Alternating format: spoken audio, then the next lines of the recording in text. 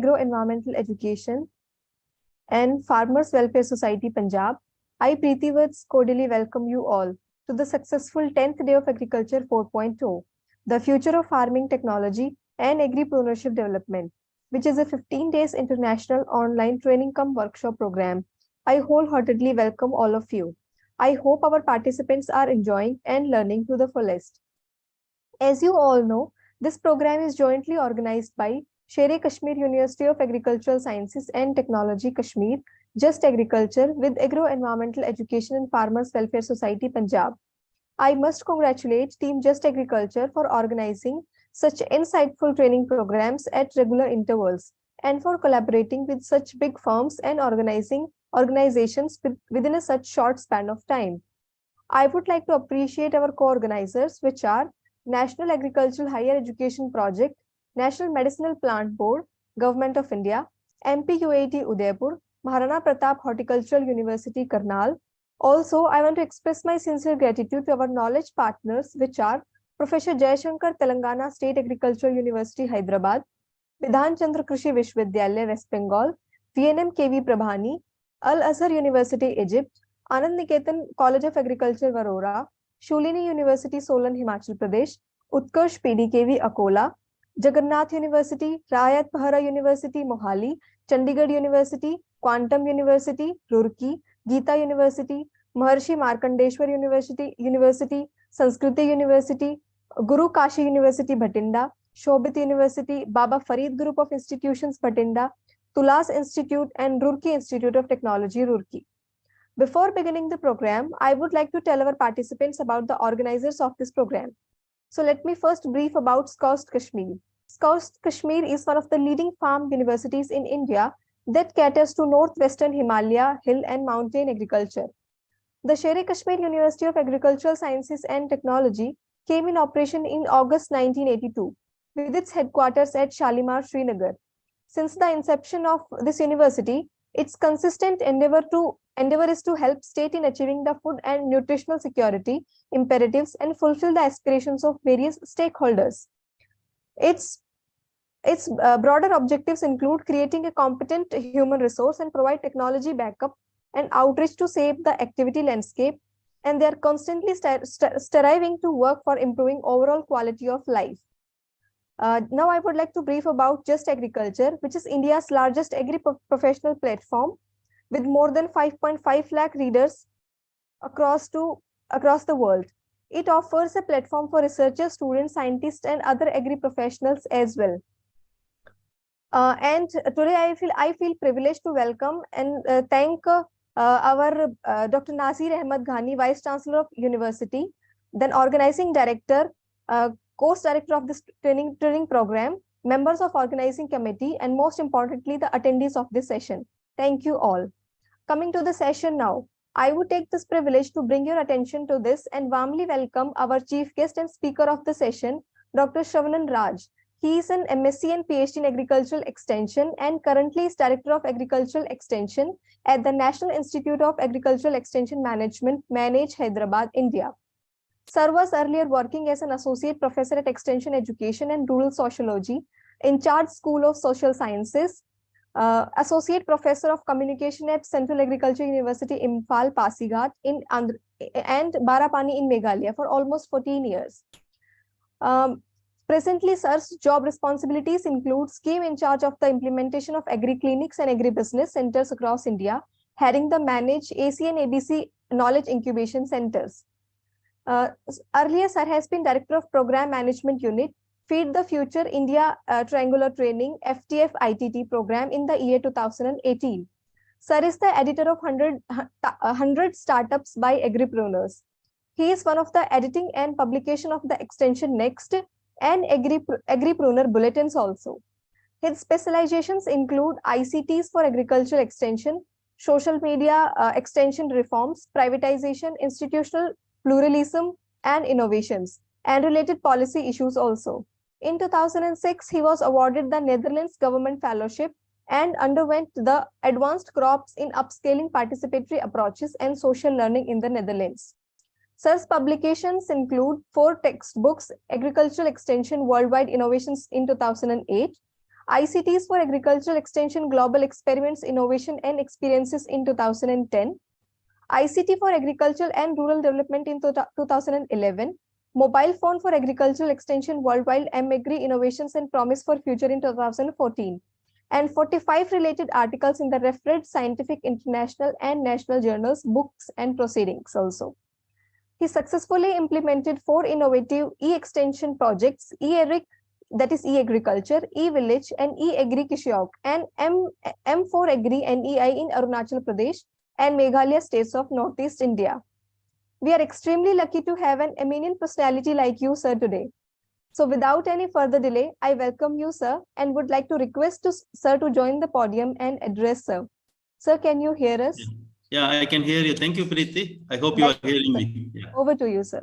Yeah, thank you. And thank you for all the organizers. And very good afternoon to all of you. And just I will talk about agriculture and agri-tech startups, how it is changing like that. Then we'll go for the question and answers. Thank you, sir. I need to be up to 5 o'clock, is it not, Preeti? Yes, sir. Yes, sir. Yeah. Yeah. Please continue, sir. Very good afternoon to all of you. And as Preeti told, I'm from National Institute of Agriculture Extension Management from Hyderabad. And this is the national level organization under Ministry of Agriculture and Farmers Welfare. And we'll be doing different activities like consultancy, training, mostly capacity development program for across senior and middle level officers, and also policy advocacy on agriculture developmental schemes and research on developmental issues. And also we conduct the educational program, even agribusiness management, regular educational program we are conducting last 26 years, and we create the techno managers for agribusiness companies. And also we implement the national level schemes on agripreneurship, skill development, other issues also. And also we do knowledge management related. And today I will talk little about something about agriculture, how it is moving. Over the years we talk about technology, but today everybody talk about agri startups. And when over the years we are telling it is technologies, and it's a larger level we talk. For example, before 10,000 years before, we talk something small tools and low tech mechanization, and later on there are different type of innovations over the years. Last 10,000 years, we are innovating when we are progressing on agriculture, like starting from farm tractor to and much glorious green revolution to and genetically modified plants, and including satellites technology. And today we talk about a lot of softwares and also mobile devices and big data like that. And it is over the years, there is a big public sector or private sector organizations were talking about technology in agriculture. But today we see different picture. Last few years only, last 5 years and 7 years, all we can tell, a large number of people talking about agri-tech startups, agri startups, even not only technology, even other startups. That's why I put it general way, agri startups like that. Because over the years, technology comes from public or private, big organization. But today you see everywhere there are everybody talking about agri startups, and whether it is students or the farmer or any others, and rural women, and many are coming as innovators in the different sectors and different areas. That's why we see very vibrant culture today across the country, not only agriculture in all the sector. And but last few years we can see a great enthusiasm among the large number of innovator and aspiring entrepreneurs to come out with new ideas or technologies or innovations or some new innovative services to the farming community. And also business models are evolving. And these type of things, there is across the country, there are a large number of innovation centers we can see. And Manage also in 2016, we started Manage Center for Innovation and Agripreneurship. We thought that all technology transfer is happening over the years, but it is not, it is really happening across everywhere. And we need a lot of support from other stakeholders. That's why we thought developing the innovators or agribusiness professionals, they may support the agriculture development in the different areas. Anything it concerned with agriculture development, whether it is agri input or farmer service centers or post-harvest or supply chain management, or even information communication technologies and farm mechanization, or including all allied sector like animal husbandry, fisheries, and including nutrition and health related. Anybody works something better technology or better innovation or service, some products, some business models are coming, we want to promote so that they will develop the agriculture like that we want to promote. And meantime, the Ministry of Agriculture and Farmers Welfare started the program on agri entrepreneurship and innovation component to support, because 2014, 15, 16, a lot of ideas are emerging and across the country, and people want to have the support from government and other stakeholders, those who are in the agriculture sector. That's why Ministry of Agriculture and Farmers Welfare in 2017-18, they come out with the component called Rashtriya Krishi Vikas Yojana, RKY Raptar. Their agri entrepreneurship innovation component was started. Today, if you see across the country, there are 5 regions, there are 5 knowledge partners. Southern part manage is taking care, and northern part Indian Council of Agriculture Research, IRI. Similarly, Rajasthan NIAM, National Institute for Agriculture Marketing, and University of Agriculture Sciences, Dharwad, and Assam Agriculture University for northeast part of the country.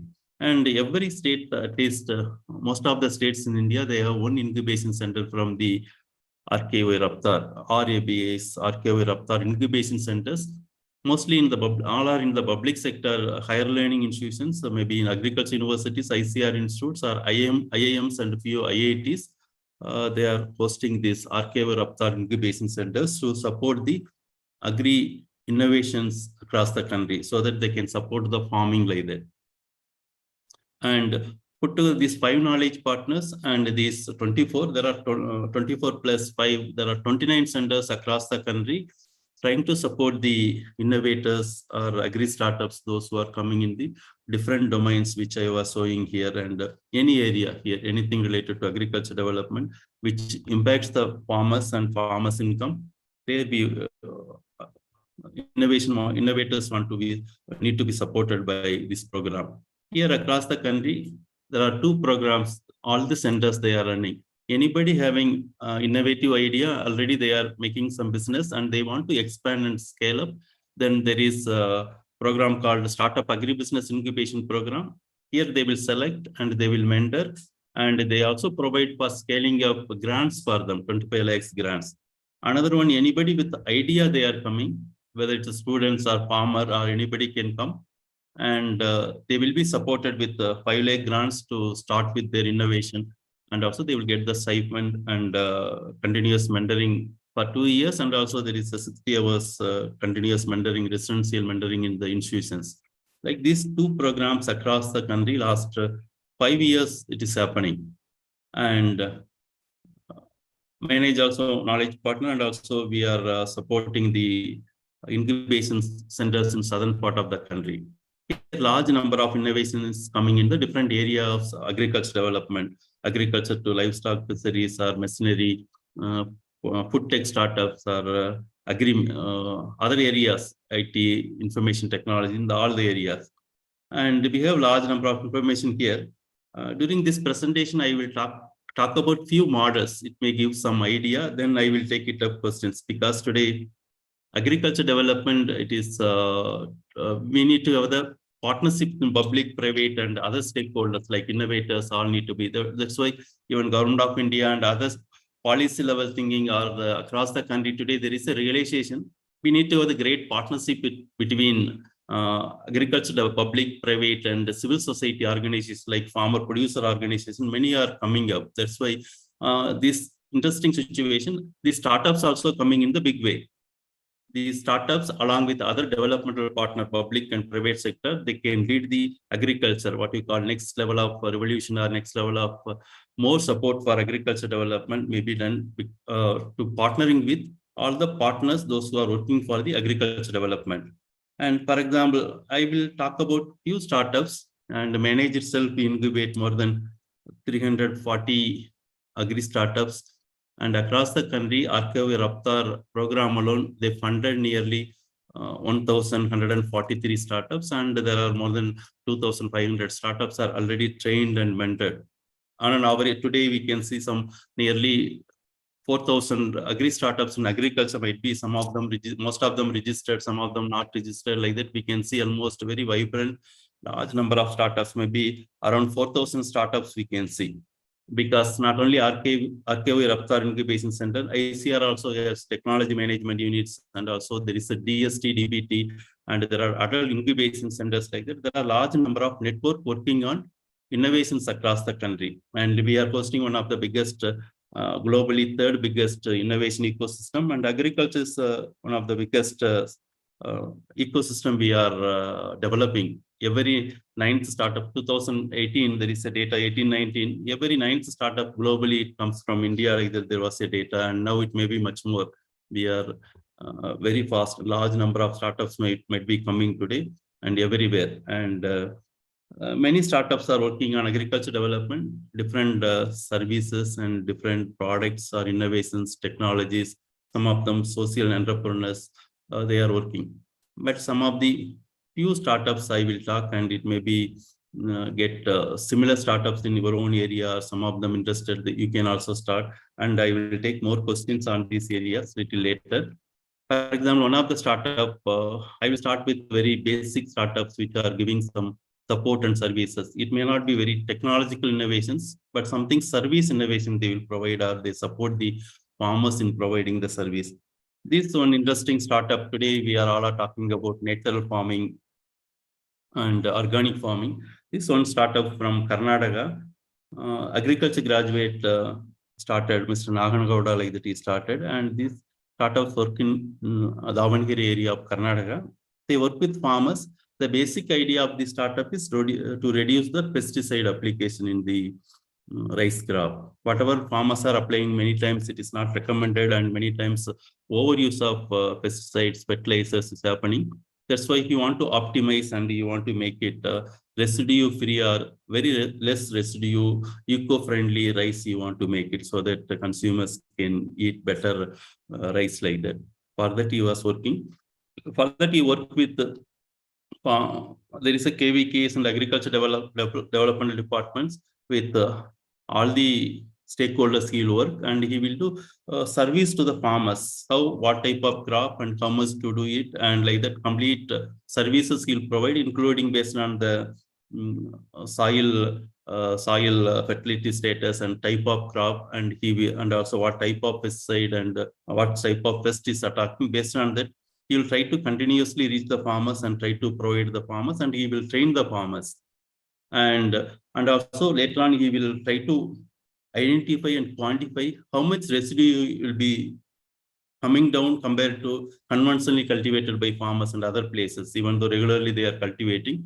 And also he calculates how much cost can be saved by using optimum or appropriate quantity of these fertilizer or pesticide like that he will work out. And for example, you can see there are residue-free paddy like that he was selling across, and he is branding.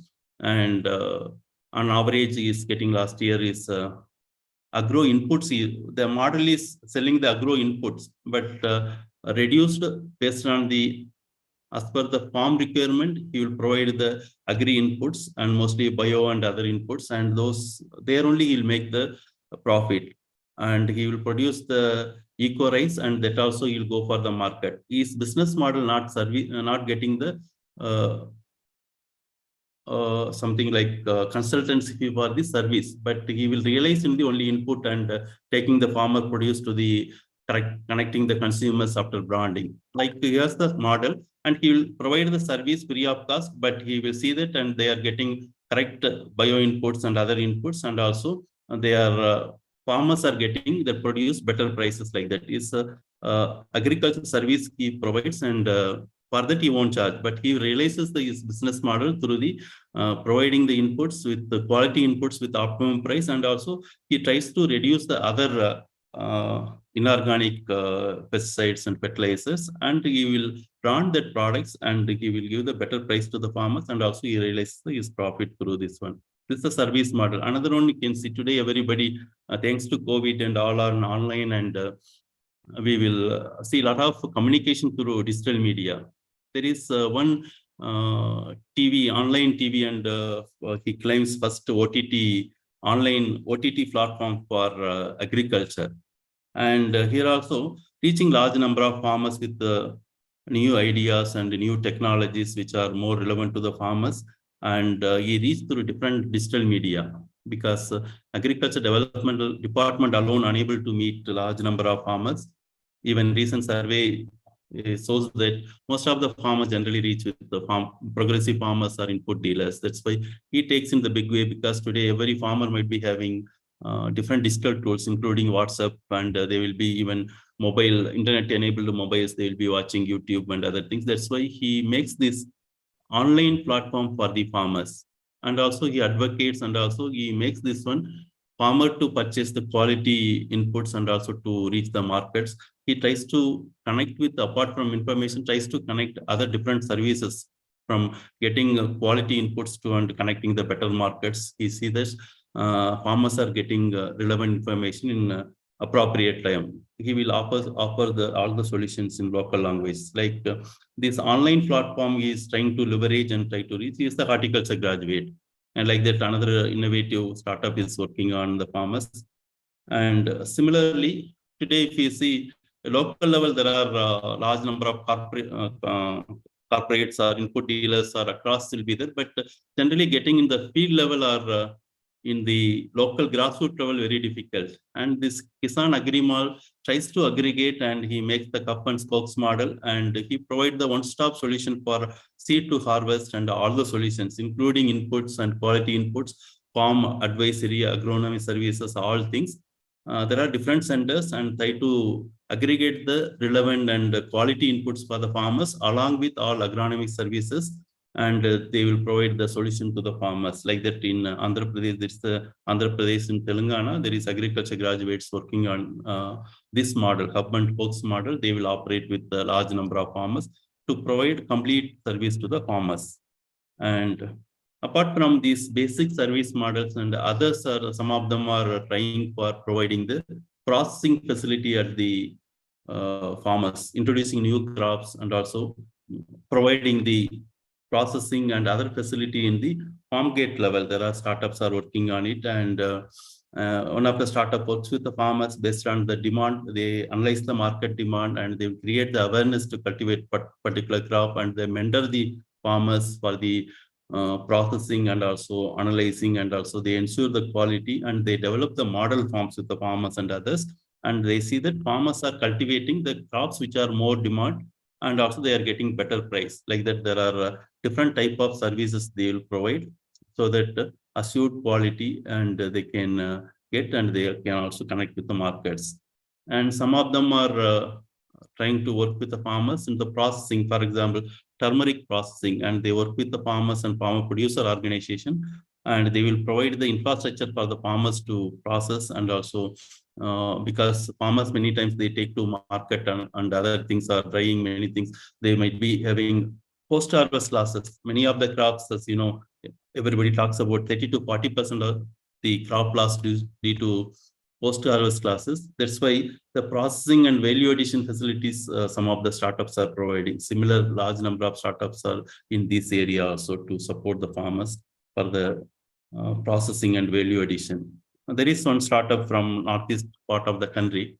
Here, this startup tries to collect all the unique products, which are mostly by default, it is organic, and products which are generally local market sold in the very low prices.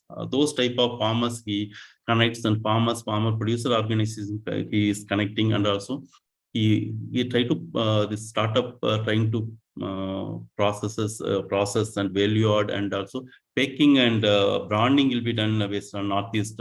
Some of the products are GI tagged, other things, no, they process, and they will take to the not only India, across the globe, export market also he is trying to take. These type of processing based startups are coming in big way, and also supporting farmer producer organizations and farmers, because farmers alone or farmer producer organization alone, many they may not be able to do value addition or processing and branding, and also connecting markets.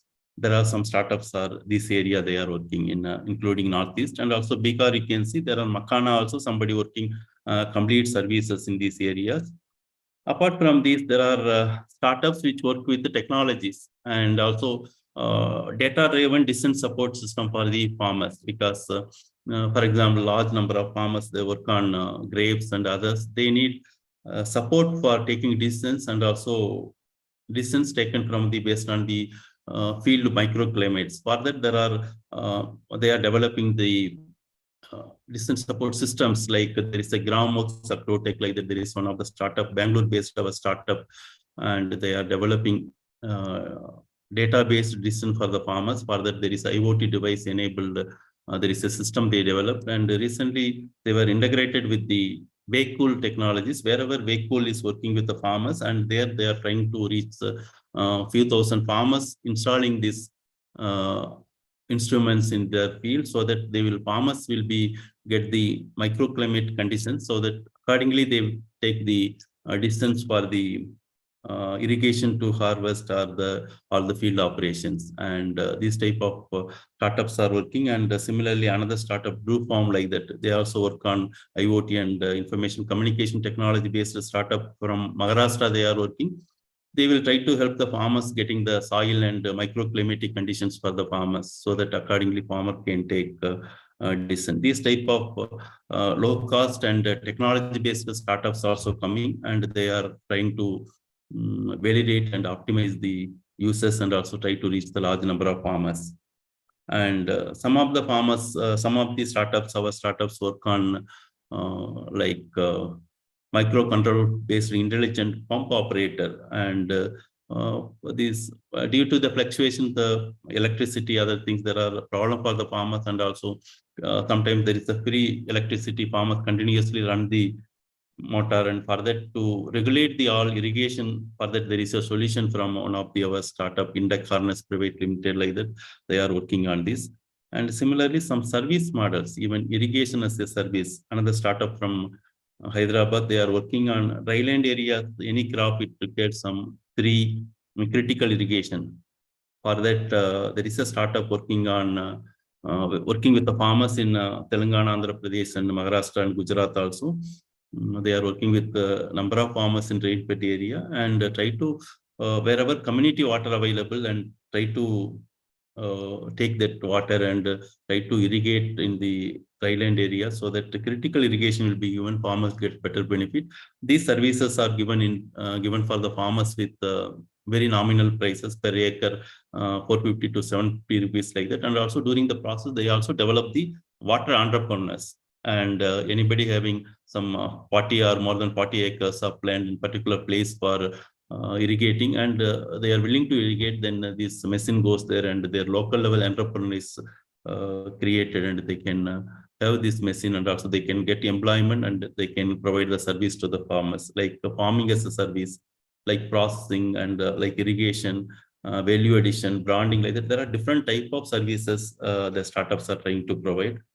Some of another startups are coming in this another interesting area, vertical farming related, and hydroponics and vertical farming related area. They have the solutions for different type of models. They are coming, starting from the big farms to small farms, and also even the cities, balconies, or urban farming. They want to do this type of gardening, vertical farming. Also, there is a solutions they are coming, automated solutions they are coming.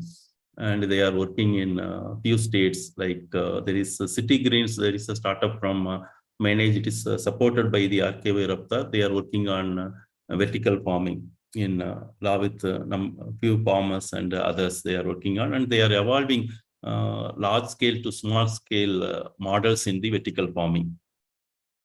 Another one in mechanization also, we can see there are low cost mechanization. There are low-cost equipments, small equipments which are useful for the small and marginal farmers.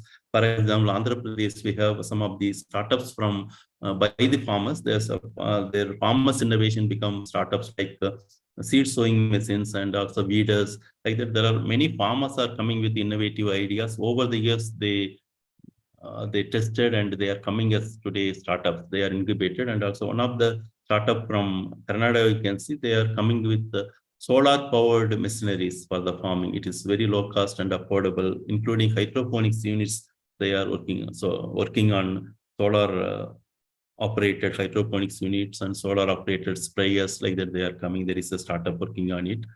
Similarly, this is not only for agriculture, and also working on some of the startups are working on machinery. It's a Pakshimitra. There is another startup from Maharashtra. They are working on farm based and to make the poultry farming with the healthy environment. For that, there is a raking machine. They are coming out to Paximitra, like that. They are coming with different advanced and manual to automatic models. This type of, because it is a small to large number, large farms, those poultry farms to operate. Sometimes labor may not be available, and also it is not very hygienic condition. With optimum labor to operate this type of machinery, they are coming, and basic model to and advanced model, they are trying to make it. This type of startups also working on it. Similarly, other startups like there are startups on drones, they are working, and they are in different areas. Like generally, drones are we are looking for spraying, but some of these drones, our startup, they are working on even transplanting of the rice and other operations, intercultural operation, other things they are trying. Apart from these things, also they are useful for the assessing the crop and seeing the where is the uniformity and where is the issues with the crop canopy, other things, where is the problems with the disease and other things or natural calamities, something like that, to have the assessment of crop and crop disease and field uniformity. All these things, startups are coming at different levels. And also we have the startups on fisheries and livestock sector also. Few minutes I will stop here, and any questions means I will take it up. The idea is today, instead of there is a generalized big technologies which is useful for large number of farmers, and there are location specific startups are coming based to solve the local problems and farmers problem. They are trying to reach large number of farmers, and across the country we have this type of large number of startups, and they try to work with at least millions of farmers across the country. But to reach large number of farmers, still we need a large number of agri startups to come in the different areas. I will stop few minutes here, and any questions I will take it up, and then I will go about a few more startups. Yeah. So chat box is enabled. If any participants is having, they may definitely keep their questions in chat box. They can't unmute and they can't talk? They can unmute also, sir. Yeah. Somebody better talk now. I am talking only monotonous, and one side I am talking. Somebody can unmute, and any questions, anything means no, I will take it up. Yeah, thank you very much. Some 5-10 minutes, I will take up some questions, and then we can move forward. Anybody can raise and can unmute also. Akanja, you have any questions? You raised your hands. Hello, can you hear? Yes, I can hear you. Yeah. Sir, I'm not a guy who's having agriculture background. Okay. So, but Can you introduce yourself and move forward? Your name and introduce. Yeah, I'm sir, I'm ex Indian naval veteran. I have a navy background, you can say. So presently, I'm working in an organization, State Bank of India. Okay. But right, I'm doing a job just to assist my family on the financial background. But I have a desire to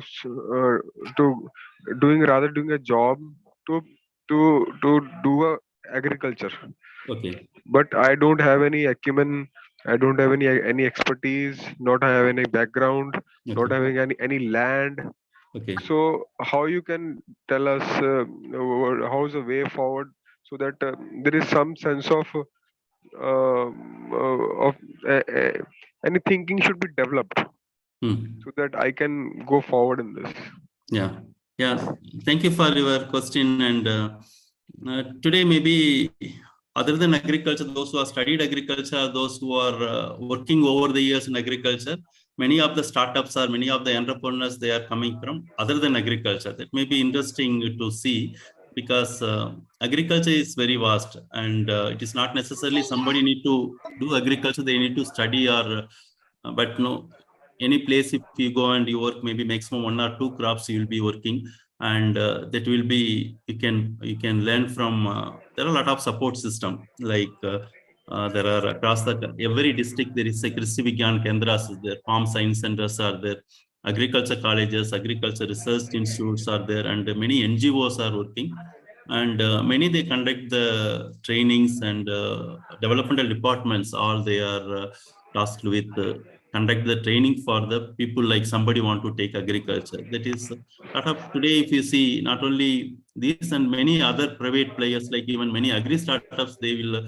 love to work with people with a different background. Like you want to start agriculture, they maybe help you also. Like there are a lot of opportunities. Second one, it without many people, agriculture, the problem is many countries, including India, many of the regular farm families are the children are living in the agriculture because they will get the better education and they will move. And agriculture, it is slowly it is aging population will be there.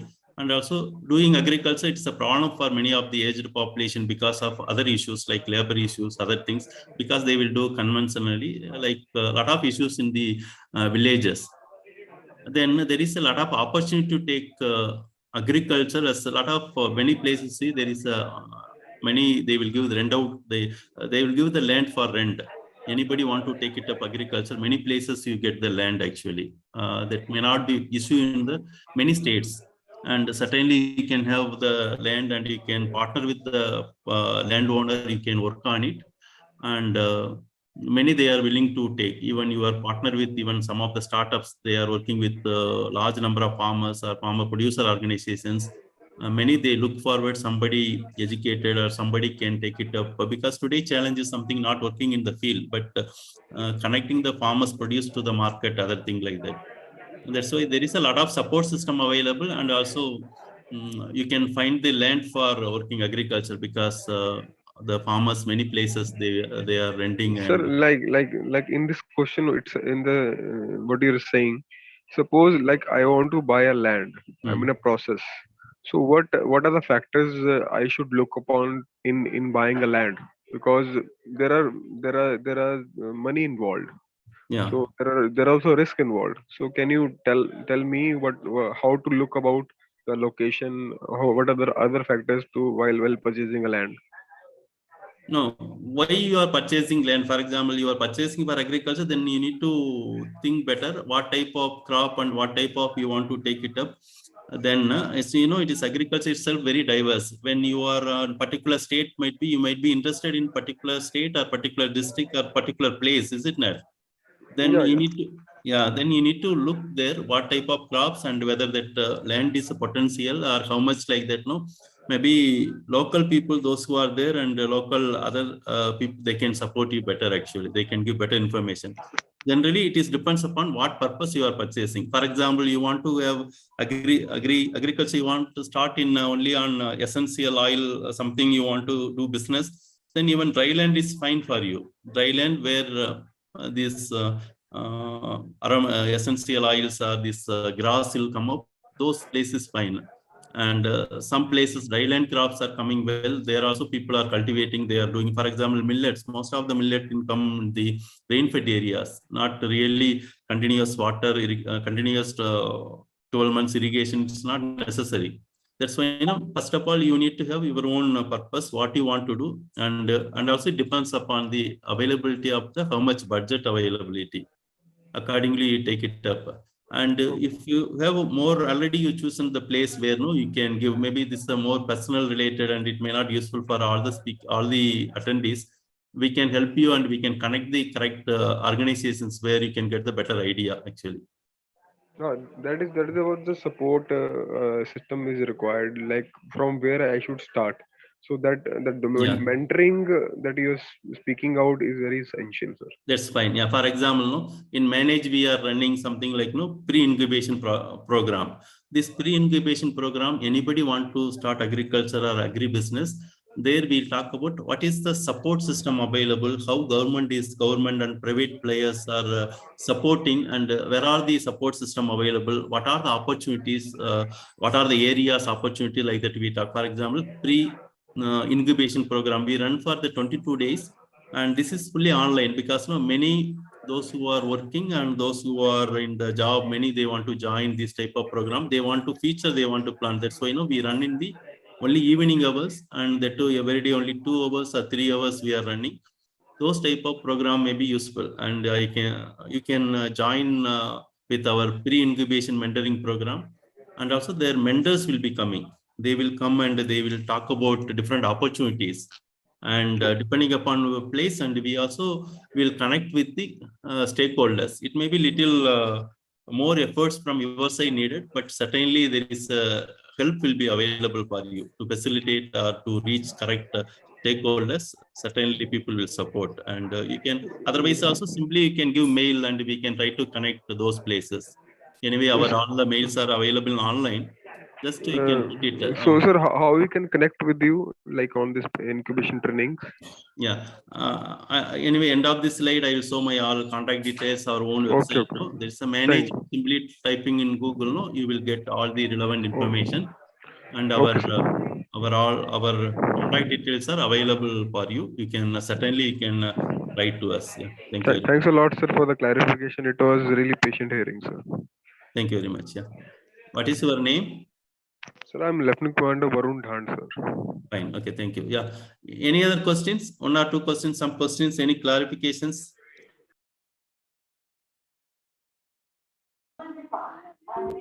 Hello. Yeah, please. I am Sudhanshu Mahapatra from Odisha.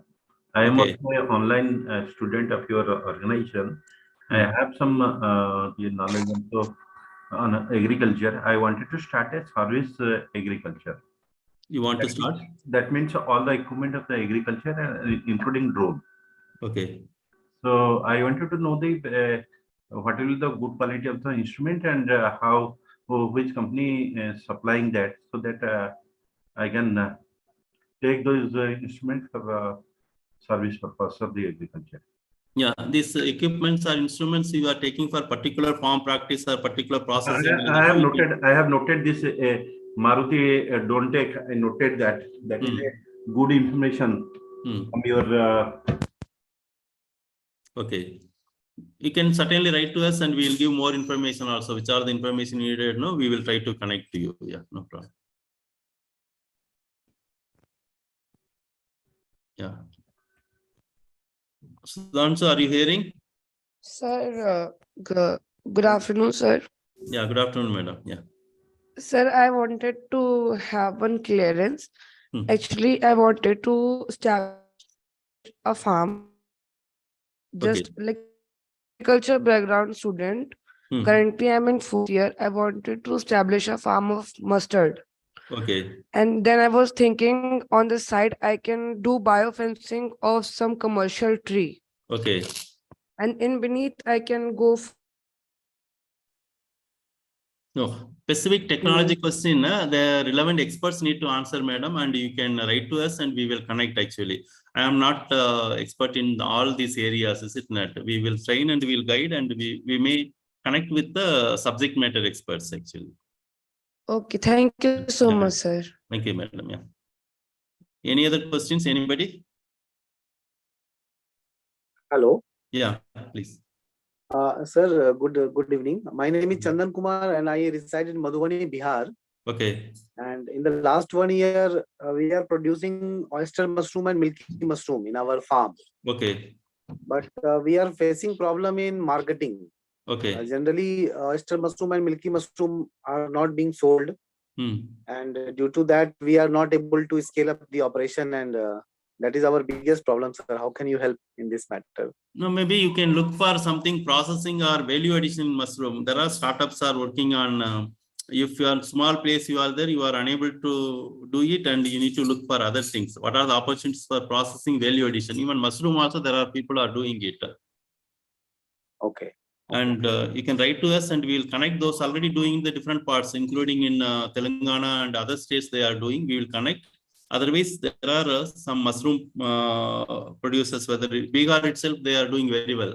Some of the agripreneurs, those who are trained by agri-clinics, agri-business centers, they are doing in the big scale, and we will, with the name and contact details, will connect you. You can support. It is not from Madhubani, but other part of the near Nalanda or somewhere. There are some agripreneurs are there. They are doing mushroom very well. We can connect with those people also. Okay, okay. Thank you, sir. Thank you. But you can write to us, email, just email, it will work. You can write and certainly we will get back to you. Yeah. Definitely, we will mail you, sir. Yeah. Thank you. Thank you. Any other questions, anybody? anyway, I will continue with few more startups in livestock fisheries. Then I will come back to you. Any questions, clarification will come. Similarly, Yes, sir. yeah.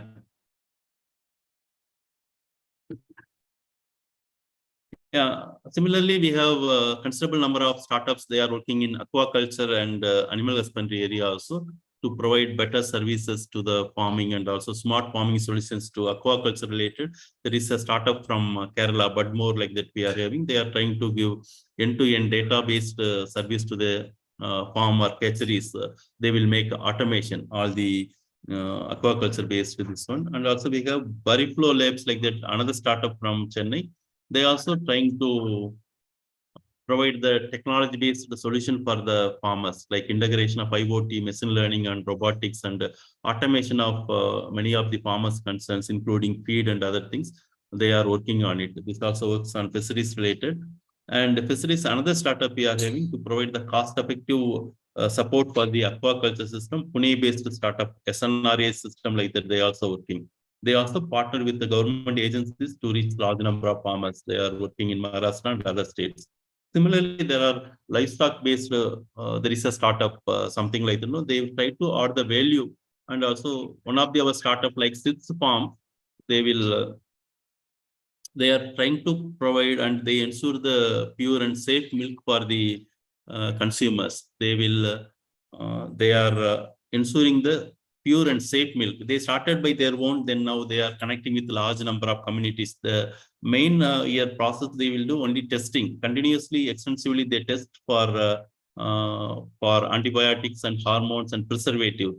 And those things they will avoid. They try to provide the quality milk to the consumers. For example, everywhere 60 rupees milk means it is costing little costly like 120, but farmers are getting better price, and they educate the farmers to produce the pure milk, and also they reach the consumers for marketing, like branding and reaching the farmers and reaching the consumers, and also other end farmers also they are connecting. Those type of startups also they are working. Because the dairy may be one of the biggest sector and also most adulterated commodity across the country. And there are a lot of scope still to innovate local level and to work with dairy farmers. There are startups can work better way. And some of the startup also working in other Rajasthan and other parts of the country. They are working with something like cow tourism like that. They train large number of rural youth for the better dairy management practices, and also they are coming out with many products on dairy related products, and all byproducts they will take, and they will come out with the innovative products to reach large number of consumers. Similarly, like you see the Amazon or Flipkart, you will have the any product you can get, but livestock generally happens in the local market, traditional way. But there is one startup from Bangalore, there is a pasusala.com like that. If you order like computers or laptop, mobile, you are ordering online. Similarly, you can order online to get your buffalo or your cow you can get. It's a very interesting startup because getting computers or your dress or whatever material or groceries, it may be easy to get. But when you are transporting or you are packing some livestock material and sending across the country, it needs a lot of other logistics support, like logistic transport support, and also insurance and doctors and veterinary doctors need to be there because live animal you are transporting. And these interesting startup, and they are working with Karnataka and nearby states, and they are connecting the farmers with better market solutions for the traditional livestock market also, like pasusala.com like that. These are whatever I was telling it. These are startups like different areas like livestock to machinery and dairy sector, fisheries, and there are drone-based startup and also machineries from low-end to high-end machinery models and solar-powered machineries, and there are high-tech vertical farming or hydroponics related units, and also some service models to support the farmers in water, and also other data-based solutions to provide farmers. There are large number of startups are working, and another biggest area is food processing and value addition.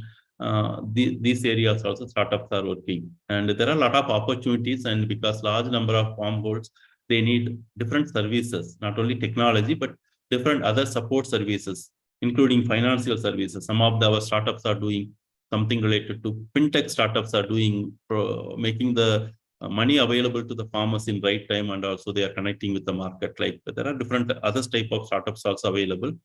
I thought little idea about different type of startups. Those who want to start agriculture or those who are interested in agriculture, you can look forward these type of startups in your area. There are those who are from developmental departments or organizations, institutions, those who are here. There are a lot of opportunities to partner with these type of startups so that the development will be, it will be holistic, and there is a separate ecosystem emerging in and around agri startups. Agri startup ecosystem is emerging in a big way. And this large number of startups also coming, and it's from starting from big cities to today, agriculture startups are moving towards grassroots or villages. That's why those who are here and those who are interested to start agri startup, or those who are want to partner, or those who want to work with them, and always welcome. And anybody having more information, or you want more information or anything, you can reach to us. And we are having different type of programs and support programs. For example, RKY Raptar program supports including financial and mentoring, and similarly there are large number of other government schemes and programs, and also private players like angel investors and many, and also bank loans, many they are trying for supporting these type of initiatives. And this may be very exciting phase to see how these startups can partner with many of the agriculture developmental stakeholders. With this, I will stop here, and any questions, I will take it up. Otherwise, thank you very much. Thank you.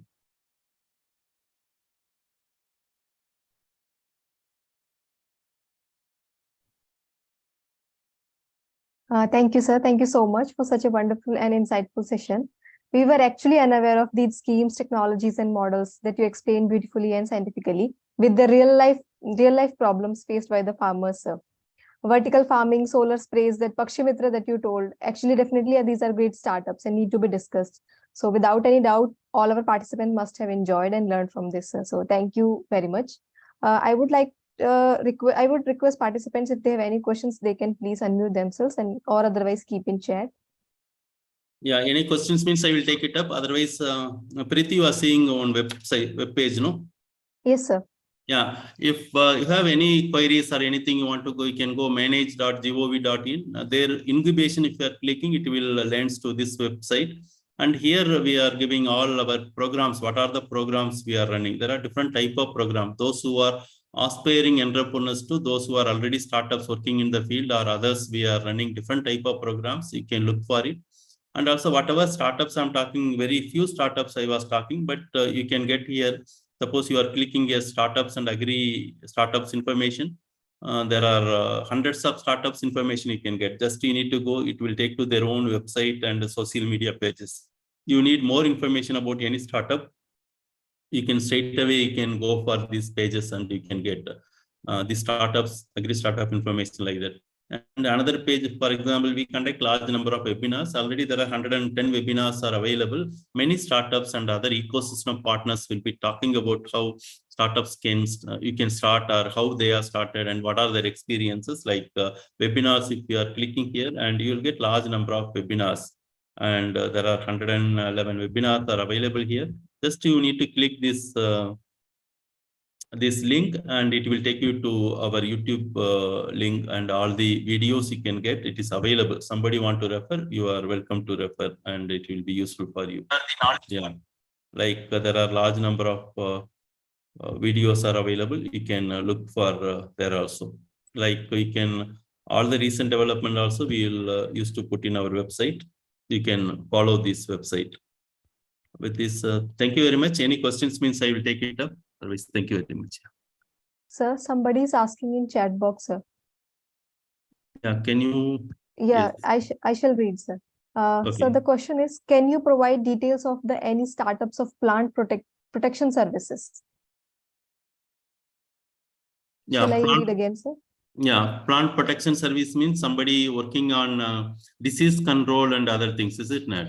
We can provide, there are different type of startups are available. We can provide, and certainly you can write to us, and my all emails, and this PPT also I share with organizers, and they can certainly share with all the participants. Otherwise also manage website, you will be getting all our details. You can write to us, we will share the startups which are working in this area. Okay, sir. Akansha, some question you are having? तो साथ से पकड़ो ऐसे बोलते। अच्छा हाँ ठंड लगती है बस ना। Okay. I think, sir, there are no more questions. I request my participants, if they have any other question, they can definitely ask. So we will share your email address as well. If they have any query, they can directly mail and ask, sir. Sure, Preeti. Thank you very much. Yeah. Okay. Thank you so much, sir. I'm definitely privileged to host for you, sir. Looking forward to hear from you once again, sir. And we will forward your email address as well as your address for our participants for their reference. So now I would like to thank you once again on the behalf of Team Just Agriculture and our participants, and personally from my side, sir. Thank you so much. That was definitely worth listening to you, sir. Thank you very much, Preeti, and all team members. Thank you, sir. Now, with this, I would like to end of this session, and I would like to hand over the session to Utkarsha ma'am, and to listen to our next guest. So, Utkarsha ma'am. Yes, thank you, ma'am. Thank you, ma'am. Please, over to you, ma'am. Yeah, thank you. A very good evening to all. I, Dr. Utkarsha Gavare, Vice President, Just Agriculture, the magazine, will be your host for the next session. So, for the second session, I would like to welcome Mr. Mihir Mohanta. But before inviting him for his talk, I would like to give a brief introduction of him. So, Mr. Mihir has worked for more than 28 years in sourcing and supply chain function in the agri-food industry.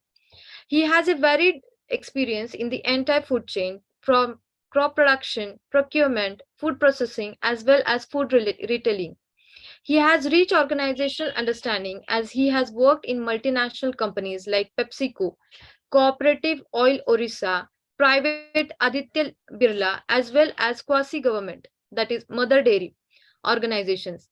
His commodity experience spans across a host of commodity categories like cereals, pulses, spices, edible oils, and flavors.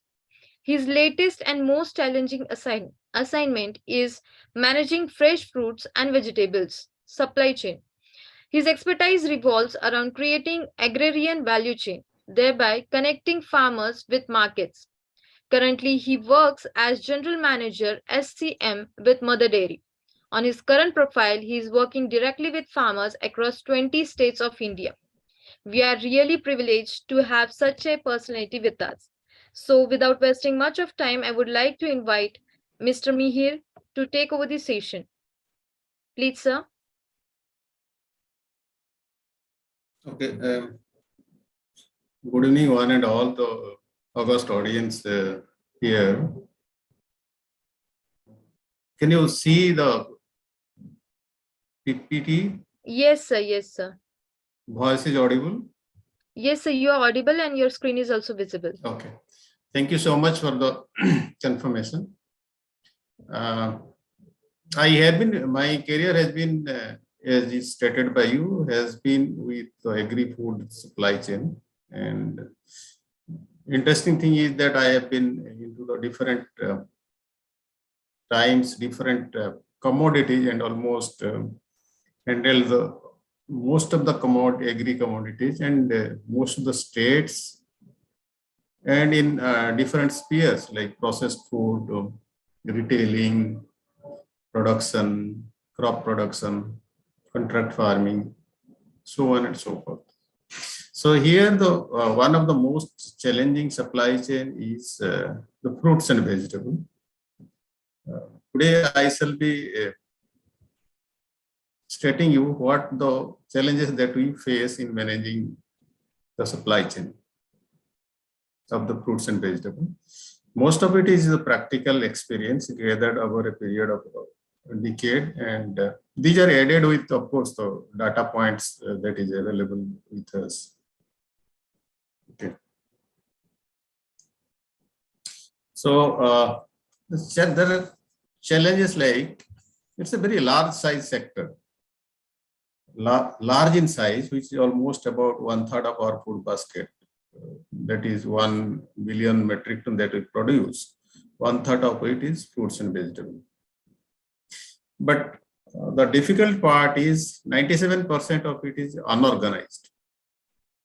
So that's the challenge. That's the biggest challenge that we are still, when we are still we are 75 years of freedom, but still we are into the 97% of unorganized sector, which is consumed daily by almost each of the family. So if you look at some of the data points here, of the 1 billion metric ton of food that India produces, almost 30% of it is fruits and vegetables. And that proportion of growth is continuing. If you look at the fruits part of it, about 35% is fruit and 65% of it is vegetables. On an overall basket, if you look at it, 1/3 of it is what is called grains or cereals and pulses. The another 1/3 is milk and milk-related products, and the rest 1/3 is, of course, the fruits and vegetables.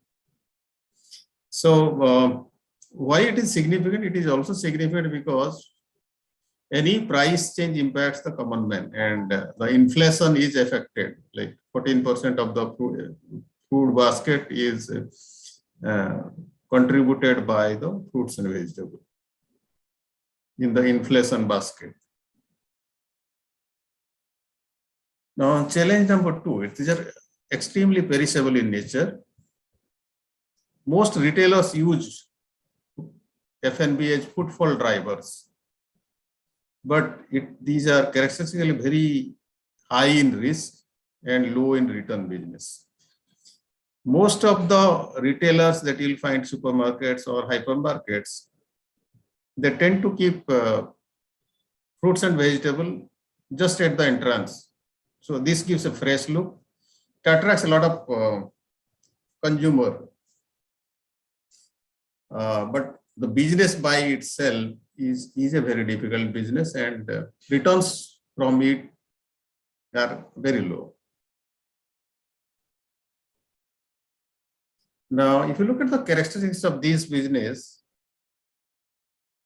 the products are highly perishable, strongly volatile, price volatile, and uncertain on demand. The supply side is also marked by seasonality, cyclicality, and climate changes. And in retail particularly, there is very little value addition except for sorting, grading, and packing.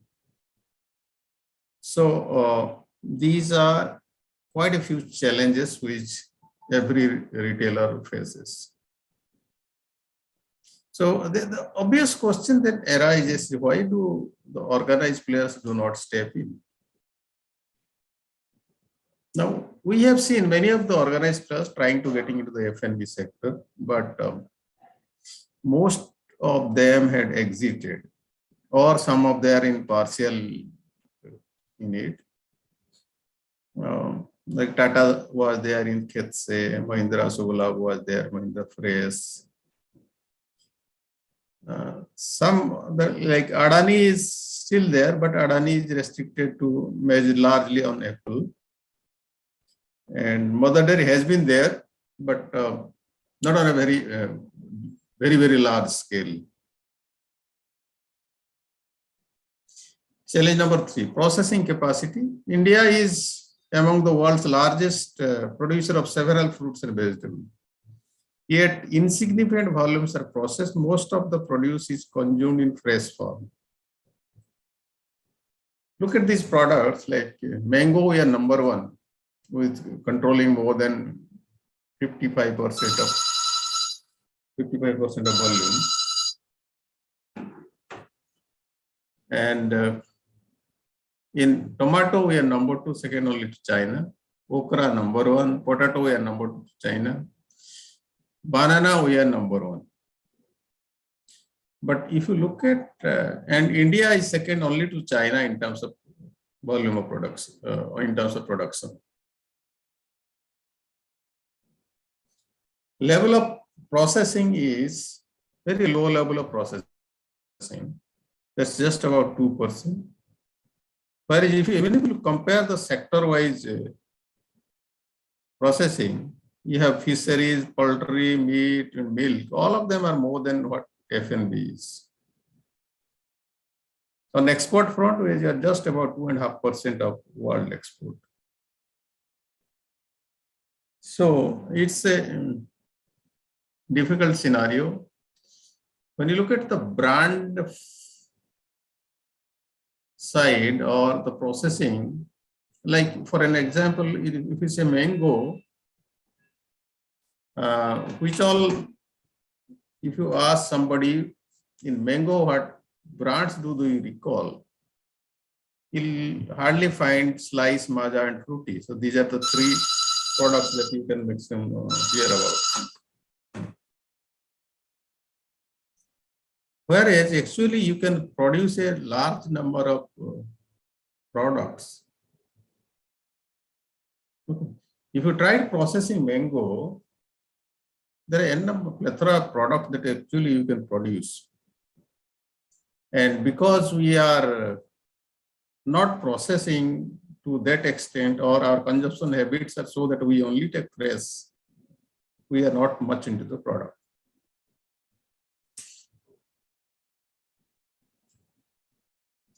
Challenge number 4, post-harvest management. We can produce anything that is produced anywhere in the world, but our post-harvest losses are huge. Look at some of the numbers. Like CPAT had its study and gave a figure of some 18% losses in F&B sector.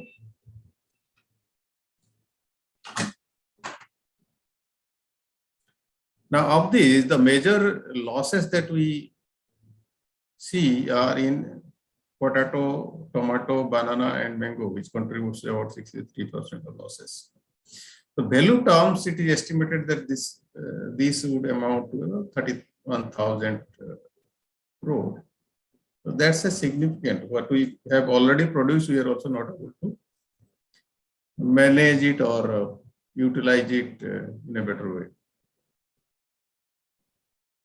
Now, challenge number 5, cold chain capacity. In India, about 95% of fruits and vegetables are consumed in raw form. Yet, the percentage movement of F&B through cold chain is negligible. While US, it is around 80-85% of cold chain is utilized for F&B movement. In Thailand, about 30-50%. India, it's very negligible. Like of the 104 million metric ton reefer movement, only 4 million metric tons are perishable, which is transported through the cold chain. Now, what are the issues in terms of using a cold chain? Now, end-to-end cold chain infrastructure is not available with us. The first mile and last mile connecting infra are particularly missing. So therefore, when you take it out of the cold chain and put it into the ambient form, it deteriorates faster. Also, the additional cost load that it incurs by moving in a reefer transport is not readily absorbed by the consumers. So one of the major reason is like, it is difficult to find return load for a reefer van. So that is also a issue in terms of using a cold chain. Now, cold store particularly, we have enough of cold store, but issue is these are distributed in a very skewed way. Like 75% of the cold, 60% of the cold stores are in the UP and West Bengal, the potato growing areas. And potato utilizes almost 75% of the cold stores.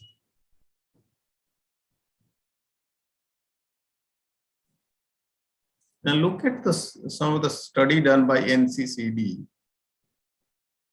which estimated that the first mile connectivity infrastructure and last mile connectivity infrastructure gaps.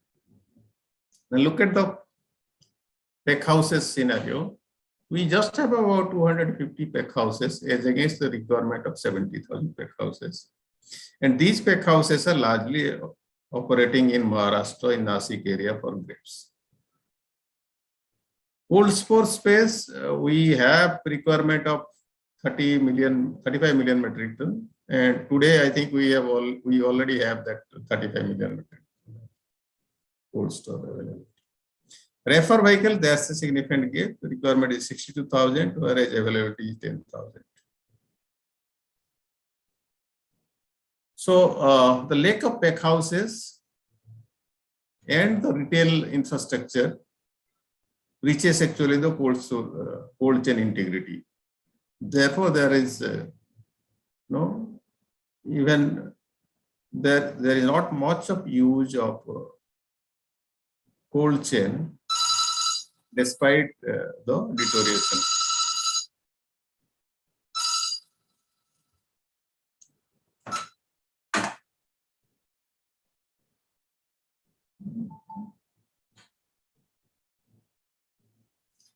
Now, look at another challenge, middlemen.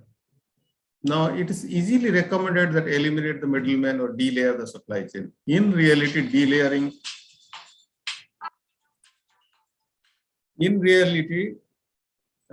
delayering costs are high.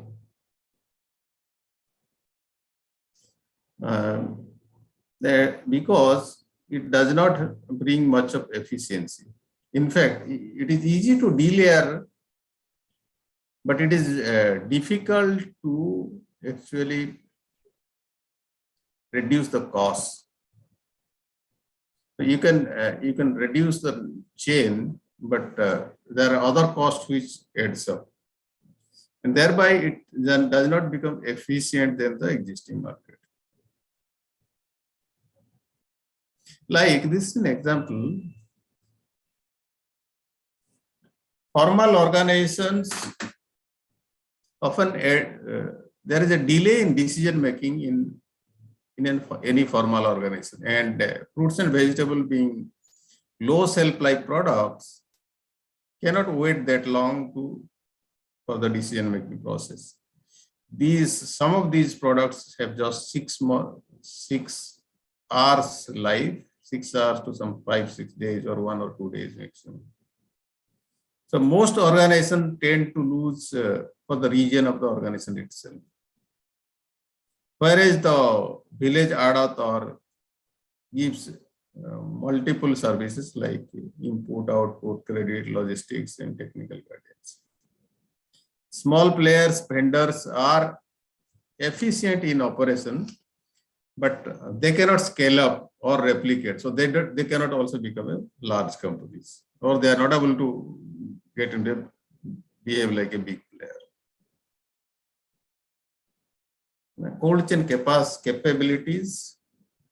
Each of the commodity of F&B have different storage and transportation requirement. But do we have the required infrastructure to handle this? This is again an issue. Like these are some of the recommendations of FAO. Like every fruit or vegetable has a different storage requirement. So they behave differently. Sometimes it so happens like, if you store 2 products together and transport, they might behave differently. Like ethylene emitting product or ethylene absorbing products. If you keep together, they will behave differently. So it is, for us, it is difficult to manage or difficult to handle each of the commodities separately because we don't operate on large scale. Our scale of operations are small and aggregations are very high. This is a controlled atmosphere storage requirement for fruit storage. CA facilities are recommended for long-term storage of fruits and vegetables like apple, pears, and kiwi. Now, CA is a controlled atmosphere. Here, what they do is your natural environment oxygen levels are about 20.8. Whereas here the oxygen level is reduced, nitrogen level is increased, and carbon dioxide levels are also reduced. So thereby it reduces the respiration activities. In addition to the temperature, bringing down the temperature, it also reduces the respiration activity. Thereby, in a normal cold store, if the storage would have been possible for about 3 to 4 months, you can actually really jack it up to 10 months in a CA cold stores. So that is where the apples are stored today. Many of the CA stores that have come up are helping our farmers to store their apple for a longer period. Thereby, it is able to cater to the lean season when apples are really not available in our market, or where we are importing them from other countries. If you look at the apple particularly, we are really actually grappling with the storage capacity, particularly the CA storage capacity. Like JNK produced 17 lakh metric ton of production, we just had about 7,000 metric ton storage. Himachal had 7 lakh production, had storage of capacity of 53,000. But good part is that today these are growing. The storage capacities are growing because there are many private investments that are also coming. Now, challenge number 8, market infrastructure. We boast of servicing about 70 crore of farmers, about 52% of the population, through a network of 6,615 APMC yards. Of them, about 1,000 plus are ENAM connected and 22,000 rural periodic, what we call the hearts. Yet we see large quantity of wholesale taking place on the highways without any significant infrastructures. So if you look at some of the scenario in Chhattisgarh, Jharkhand or Odisha, this is the scenario that takes place. Large scale wholesale takes place on the roadside. Now, this impacts our food safety, material handling, and main material and money safety. So, which otherwise means that we still lack a lot of infrastructure that needs to be created. Price discovery, if you look at the price discovery part, we scanned upon 52 markets across APMC yards in India for brinjal and came upon to understand that the price on a particular date was varying from 4 rupees to 40 rupees. So we have wide variability in price because not all there are a lot of movement restriction, some distance it cannot travel. Some of the materials are so perishable that it cannot actually travel so much distance. Therefore, we have this differential pricing, differential price arbitrage available. If you check the price discovery mechanism, there are multiple price mechanism, price discovery mechanism. There is no uniform pattern of pricing price discovery mechanism that takes place. In almost all traditional practices are like boli, under the handkerchief, buyer-seller negotiations, boli by outcry. There are some places where electronic mechanisms are in use, but very little in terms of fruits and vegetables, like REMSL or the Shuffle e-market auction platforms were there. ENAM is also one of such. But again, as I said earlier, the fruits and vegetables is very little under these e-auction platforms. Now, farmers' earnings, a farmer has to buy all his inputs, seed, fertilizer, micronutrient, pesticide, from retail in MRP. He has to sell his produce in wholesale in unknown auction prices. So, while he has to buy at a very higher price, while selling, he is not even sure what he'll get in the wholesale price. So, when you don't have actually any kind of visibility of price, if you look at from a business perspective, how you invest in it. Therefore, many times farmers continue to suffer and suffer at a cost which ultimately affects his not only the earnings, even the social life as well.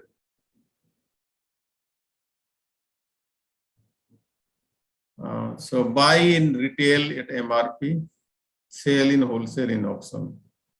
Now, issues around these are farmers trust the retailer as a guide, retailer's authenticity of product, trapped in credit cycles. So these are the issues around buying in retail. In auction also, there are transparency issue, anti-farmer nexus, monopolistic behavior of APMC, alternate market channels, non-availability.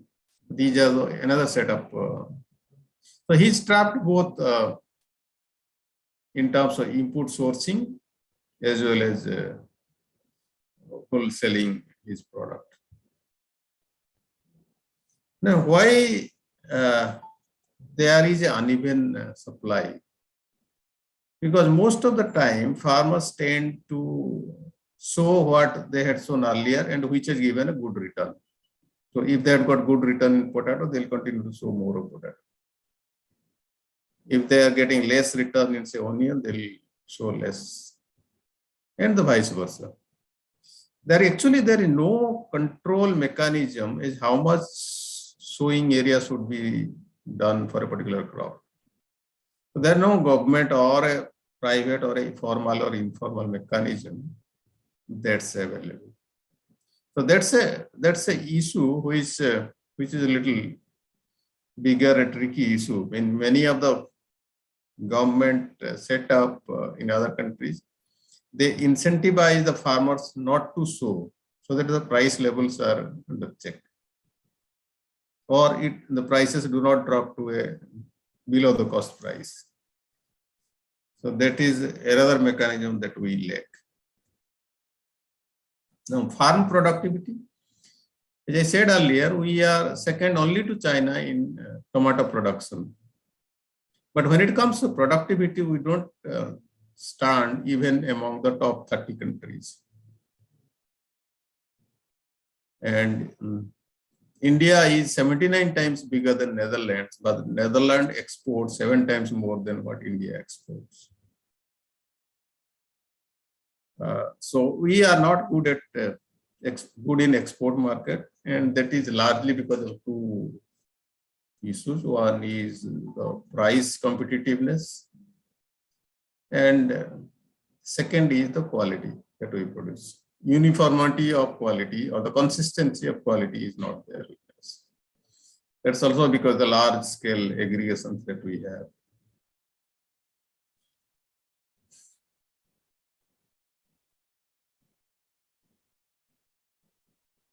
But we have the productivity challenge, and do you have the technology to address to these productivity challenges? Look at some tomato data here. Spain produces about 89 metric ton per hectare. US is 88, whereas India is some 21. So it is almost 5 times less than what the best country produces. And even within the state, also within the country, also different states have different levels of productivity. So can we improve our productivity? That's a bigger question that we have. Brand identity. Brand provides the identity assurance. Therefore, food brands are most of them. We'll look at the food brands. There are many food brands, but in fruits and vegetables, there are hardly any brand. Like these are, you can plethora of large number of brands in food, and these are growing day by day. Every day you find a new brand coming. Then fruits and vegetable, hardly find any brand. Supple, Washington are visible to an extent. Farm Peak is coming up in Apple as a brand also, but there are not many brands that are available. Okay, so this comes to end of my presentation.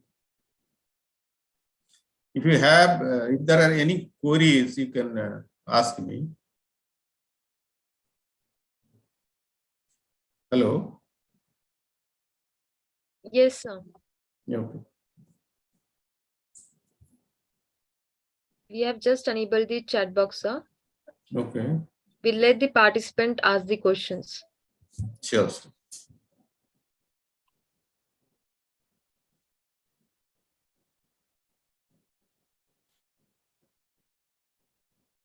Sir, by that time, I have a question for you by my side. Okay. So, as you said that we are good in production, but we lack in export. But so what do you think that is the reason why we are lacking in exports? See, good in production mean aggregate production is higher. Okay. And that aggregate production, if you look at, that is also coming from the, I said, the 52 crore of roughly half of Indian population, about 74 crore of population is engaged in agriculture. Okay. So there are a large number of hands. If we add up the small thing, it comes to a bigger number. But if you look at the two factors that primarily are responsible for exports are, one is the quality. Quality, uniformity, and consistency is not there because there is a lot of aggregation. Small products we aggregate. So we cannot cater to export market because we cannot maintain the consistency of the product. Okay, that is number one. Number two, what we produce is on a on a subsistence level. A farmer is producing for his own consumption. So if there is a surplus, it comes to market. He is not targeting production as a business for exports. Okay. So wherever it is being targeted, like in grapes, they produce to export. So anything that cannot be produced is actually consumed in the state in India. So they have a better control. They understand the export norms. They understand the destination countries' requirement. Therefore, they go ahead and produce that and also export. But other than grapes, there are no actually significant good quantity that is being exported from India as a fresh produce. Yes, sir. Means we can say that we lack in quality wise. Means we have different quality for exporting our products. Different quality and price competitiveness also. As I said earlier, the productivity are low. So like in Jharkhand, say we did set up a plant, but before we setting up a tomato processing plant, the productivity in tomato that in those places were about 8 tons per acre. Okay. So we took several trials, several demonstrations with the farmers, and farmer adoptions were conducted. And after 3-4 years, we could take it up to 35 metric ton per acre, and which in higher case it went above 50 ton per acre. So those are the level of productivity if you have to achieve, then only you can bring down your price. So if you can reduce your cost of production and reduce your productivity, reduce the price per kg, then you become more competitive. So thereby return from same acreage, you'll get a higher return from the same acreage.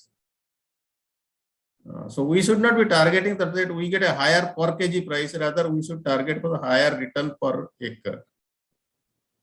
So that should be done. Thank you, sir. So we have question from Raghuram sir, that what are immediate opportunities in last mile connections? Okay. See, I said either there are two gaps. One is the first mile connectivity and another is the last mile connectivity. Okay. The first mile, as I said, there are pack house gaps. like when our requirement is some 60,000, 70,000 numbers, we just have about, requirement is some 10,000, our availability is 250. Okay. So there's a huge gap in the first mile. That is the pack houses we do not have. One clear example is in Kinnu, earlier we did not have pack houses. Today there are many pack houses have come up, and these pack houses are able to clean the product produce and then wax it. Once you wax it, the shelf life of the product improves. So earlier it used to stay in a normal condition, ambient condition, it used to stay for 7 to 10 days. Today it can last for a month. And these are today available even in Chennai markets. Earlier it could not go beyond Delhi. So that gives the scope for improvement. Similarly, if you have a pack house of grapes, if you do the pre-cooling, its shelf life extends, but it also needs a cold chain. Now, coming to the last mile connectivity or the retailing, obviously, if it is come in a reefer van, you also need an outlet where it can be sold in a temperature controlled environment. So that last mile connectivity, most of our last mile connectivity is basically the hawkers who do the retailing out of a thela or a ready. So that has a gap, and there is a very large gap around that. And it is except for some of the startups trying to bridge that gap or trying to try out different models, some of the home delivery models, like your large home delivery models like Big Basket, OTPI, they are home delivery models where they keep the stock of it in temperature controlled conditions or temperature maintained condition, and then they deliver within a certain frame of time. So there are a lot of scopes in terms of home delivery, particularly for the fresh fruits and vegetables, and many of them have really come up in the last 2-3 years.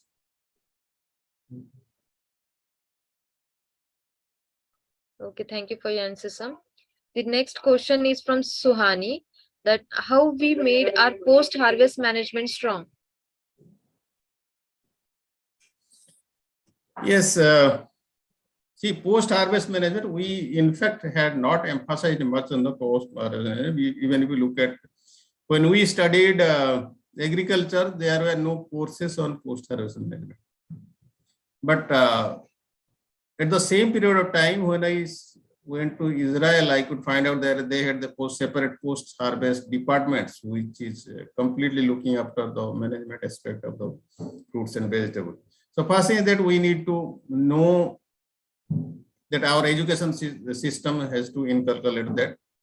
Second, the farmers need to be trained, like how to basically harvest a mango. If the sap oozes out and spreads over, it might not be visible immediately, but when you ripen it, it gets blackened, and therefore the customers do not prefer it.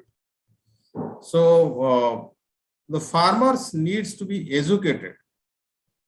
They need to be educated in terms of grading. They need to be educated in terms of like if some produce is in heat, in a warm temperature, it needs to be cooled down. Its temperature needs to be reduced. It has to be maybe put in a running water, maybe put in under the shade, so that it's because fruits and vegetables are live items. These keep breathing. So these have to be slowly, temperature has to be reduced and kept in a temperature such that it does not deteriorate at a faster rate.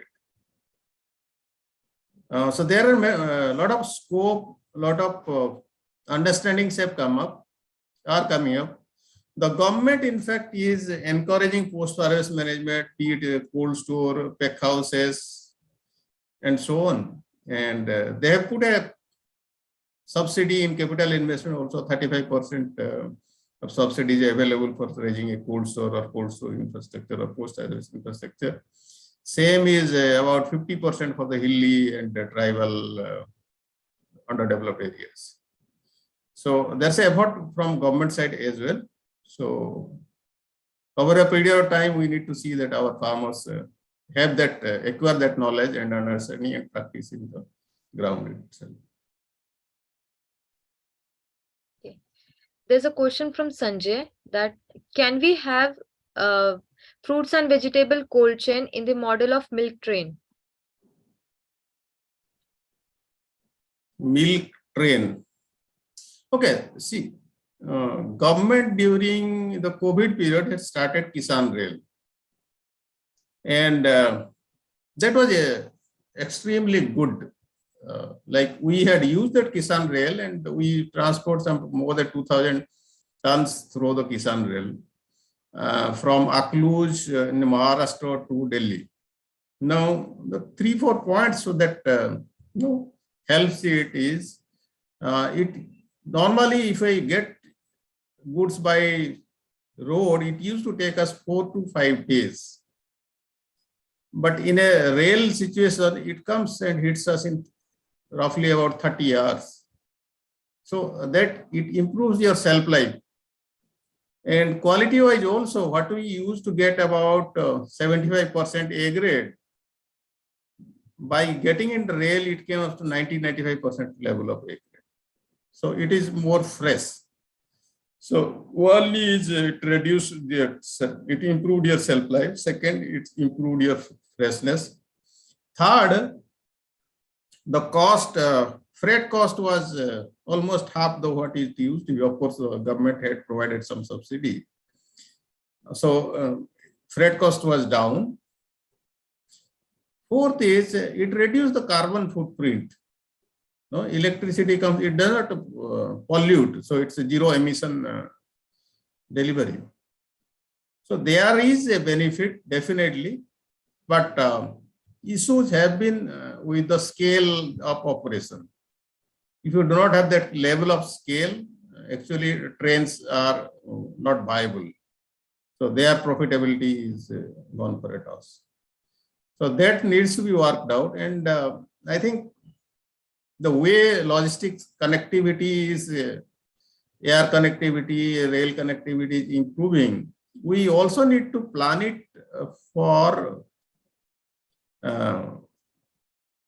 agriculture or fruits, fresh fruit, vegetable transfer connectivity. Like we have to make some hubs and spokes model.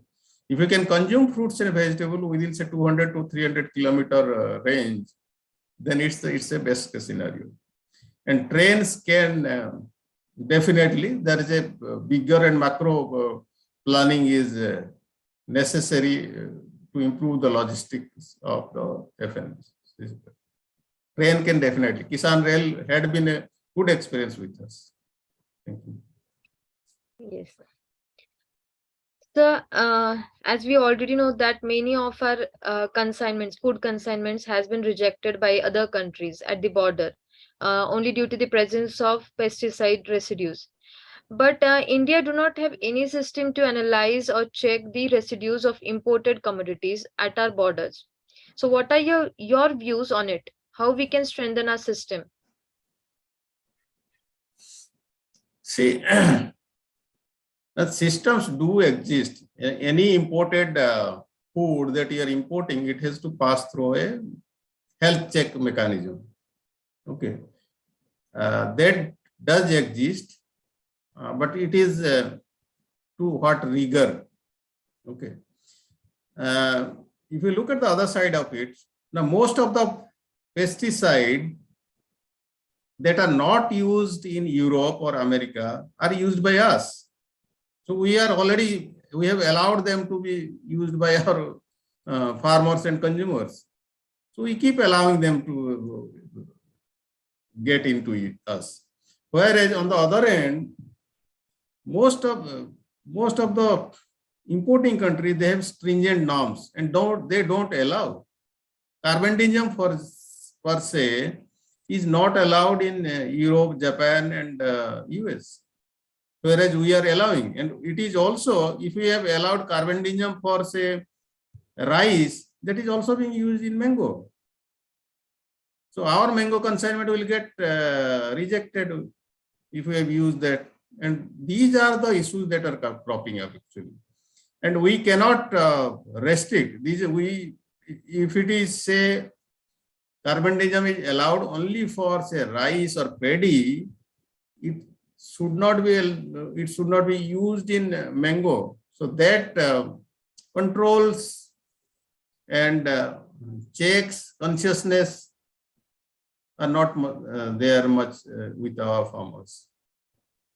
So there does exist a mechanism, but it is not stringent because we ourselves are using these molecules which are actually abundant by many of the European countries.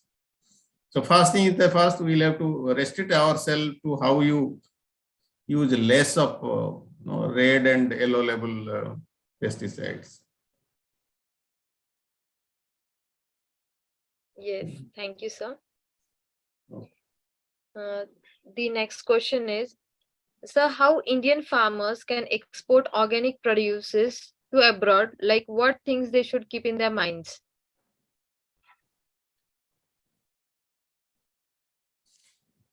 Now, if you look at organic, there are many areas in India which are basically not affected by either organic fertilizer or pesticide, or not affected by inorganic pesticide and fertilizer. These are basically some hilly tribal areas. So we, on other hand, we are excessively using these pesticide and inorganic fertilizer pesticide in places where we are largely growing the field crops.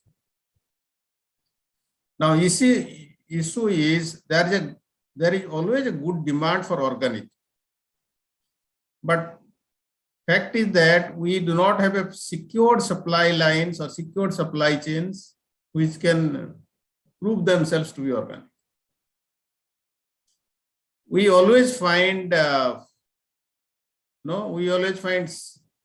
certifications with some there are always a mismatch between the product, the certificates, the product and the producing area. So these do not sync to a large extent. This is our practical experience. When we ask for a certificate, they will produce the certificate. But if I ask them to give, take the responsibility of certification that it will fulfill or it can guarantee that there are no pesticide residue, they actually back out. So, which means there are some gaps between what actually we produce in paper and what we produce physically. So, this gap needs to be bridged. That is number one. Number two is we'll have to work the entire supply line from a demand until the production. So, if you do not have entire line, actually investment in this initial investment in certification process is high. Therefore, you will not be able to sustain over a period of time. So when you get a good demand, necessarily somebody will try to mix up with non-organics, not certified products also. So those affect the actually long-term business also. So if you want to actually increase our organic footprint, we will have to bring in rigor to our production system, put up a supporting marketing system as well. Otherwise, it becomes difficult and uncompetitive, particularly in domestic market where it has to compete with the other similar products which are not organic. So I think we'll have to bring in a lot of rigor to it. Hopefully the natural farming, which is today is being promoted, will bring up some of the changes and will create a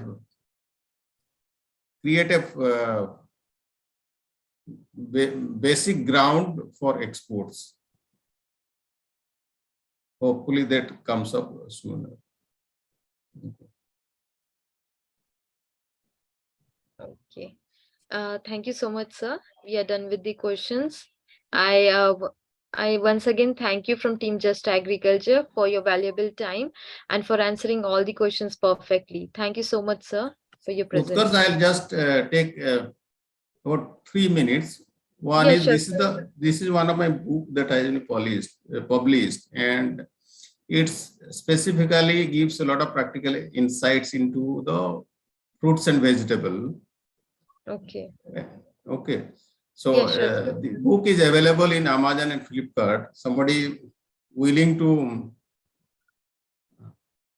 secure it can do it. I also have a small 1.5 second video for you. Just I'll play that video.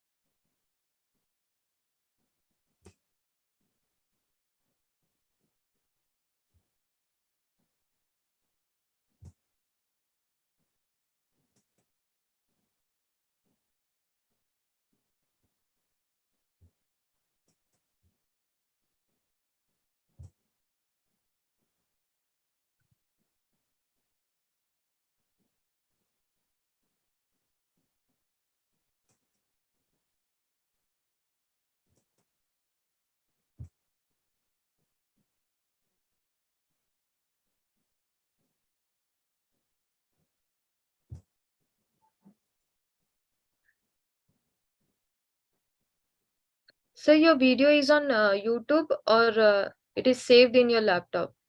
It is in laptop. Okay. Okay.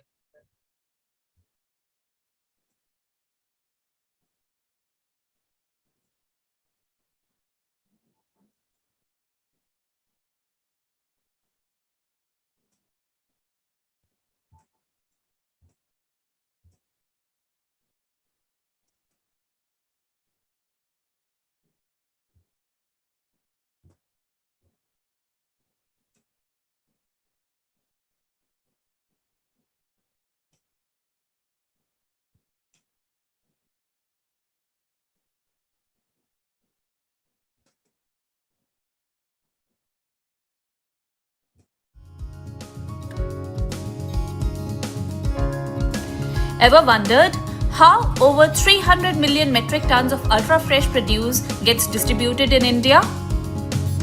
To over 125 crores of Indians across an area of 3.28 million square kilometers annually. With no technology involvement, no company controls, and not even government management. How does this self-built system work tirelessly, yet flawlessly, to feed a whole nation despite a farmer's own share in consumers' rupee in fruits and vegetables being as low as 20%? Resiliently overcoming unpredictable floods, cyclones, hailstorms, and droughts. Unraveling the mystery behind the supply chain that utilizes millions of hands to feed billions of people. Most Engaged, Little Employed by author Mihir Mohanta is an attempt to paint reality of this complex system with colors of authenticity to vividly portray the hard work and the pain that goes behind operating this wonderful supply chain. Notion Press presents Mihir Mohanta's Most Engaged, Little Employed. Okay.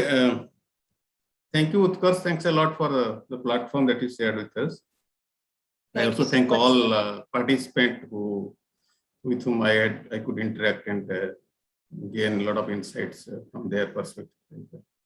Thanks a lot. Yeah, we are also thank you to you, sir. Thank you so much once again. Thank so, you. Okay. Yeah. Moving towards our next session, I would like to call Dr. Himani ma'am to take over the session.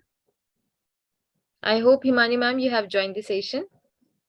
Yes, ma'am. Thank you, sir, and thank you, Dr. Utkarsha, for such an insightful session. So now taking the program to the next segment, I would like to invite our next speaker, Dr. Balaji Vasudevan, Agri-Bioscience Chief Scientist at UM6P Ventures, Morocco, Africa. So before inviting sir to deliver his informative talk, I would like to introduce sir to our participants of Agriculture 4.0. So as I have already mentioned that Dr. Balaji Vasudevan is currently Agro-Science Chief Scientist at UM6P Ventures based in Morocco in Africa. So sir has been in AgTech for more than 20 years in various domains. So he is globally recognized agri-tech thought leader with 20 years of AgTech experience in industry, academia combined. He is driven by a desire to help companies bring breakthrough agri-food technologies to market that creates a better food and agriculture ecosystem. At UM6P Ventures, he applies his academic and industrial experience, global network of over 20,000 AgTech or agri-food tech connections in multiple agri-food tech sectors to identify, source, and support exceptional technology-focused future food and AgTech startups. So he is also an advisor, a science consultant, and scientific advisory board member for global agri-tech companies. His expertise, interest, background, and experience in AgTech or agri-food tech, agrobacterium biology, agrobacterium plant interactions, crop transformation, genetically modified organisms, genome editing, cell biology, plant tissue culture, plant synthetic biology, disease diagnostic, phytopathogen plant microbial assay development, molecular plant microbe interaction, plant pathology, plant disease resistance, plant molecular biology, gene silencing, RNA mediated crop protection, RNA biopesticides, plant molecular farming for stable and transient expression of value-added proteins in plants as bioreactors, AgTech innovation scouting, AgTech business market following, competitive intelligence, AgTech consulting, AgTech scientific advisory board advisor, agri-food tech business development, agri-startup fundraising connector, impact investing, AgTech startup due diligence, AgTech conference keynote speaker, panelist, OCM member, AgTech startup mentor, and cohort member, AgTech global community helper, scientific forum advisor, fundraiser, startup builder, grant reviewer, editor for science journal, peer reviewer for AgTech science journals, blog and white paper contributor, and AgTech research and science communicator, AgTech regulatory policy speaker, invited speaker for global university. And he is also an editor and reviewer for peer-reviewed journals in the plant science domain. Also an invited and active OCM member, keynote speaker and panelist in global AgTech conferences, organization, and career workshops, and conducted by premier societies like Global Engage, American Society of Plant Biologists, American Society for Microbiology, and many more. He earned his PhD in plant biotechnology from Madurai Kamraj University, India, and worked at 5 AgTech industries and 3 globally reputed universities. His postdoctoral training was at Cornell University, USA, Nobel Research Institute, USA, and he worked in 5 AgTech companies. He has 17 referred international publications in top plant science journals like Nature, Communications, and Plant Cell, and many more. And he is editorial board member for 2 and invited reviewer for 8 reputed journals and many grant proposals. So, sir, it is clearly evident from your work and experience that you are such an eminent personality, and Team Just Agriculture is honored to have you on board. And one thing which I personally want to mention here, that what I have enlisted here are just the highlights of his radiant personality, and the list of his contribution to AgTech and plant sciences is so long, and it is not possible for me to enlist all his achievements here because we have limited time. So, sir, kindly accept my sincere apologies for that. And now, without wasting much time, I would like to request you to enlighten our participants of Agriculture 4.0 with your vast knowledge. So, welcome, sir, and over to you. Thank you, Himani, and thank you, Utkarsha and Shivendra, who was the first one to point me or to spot me on LinkedIn for this invite. And I really appreciate Just Agriculture and your partner SKUAST for putting this event together, and also for having me for this excellent event. Which I see that the topic that's being discussed in this event varies from basic applied R&D to all the way to applied science and applied ag-tech innovations. So it's really, I have to thank you for putting this event together, and also for extending an invite to me. It's an absolute honor to me for me to be here and to share what was happening in the genome editing space globally, and also particularly in India, where some good news came in the month of April. So I would like to straight away go into the presentation right now. So I'm going to share my screen. Please let me know if you're able to see my presentations. Okay, thank you very much again, Tony, and your team, the whole team, Just Agriculture team. Can you all see now? Yes, sir. I can see your presentation. Shall I put it into the full screen mode? Yes, sir. Yes, sir. Okay. Thank you very much, Imani. Thank you, sir. Yeah. Now, yes. Okay.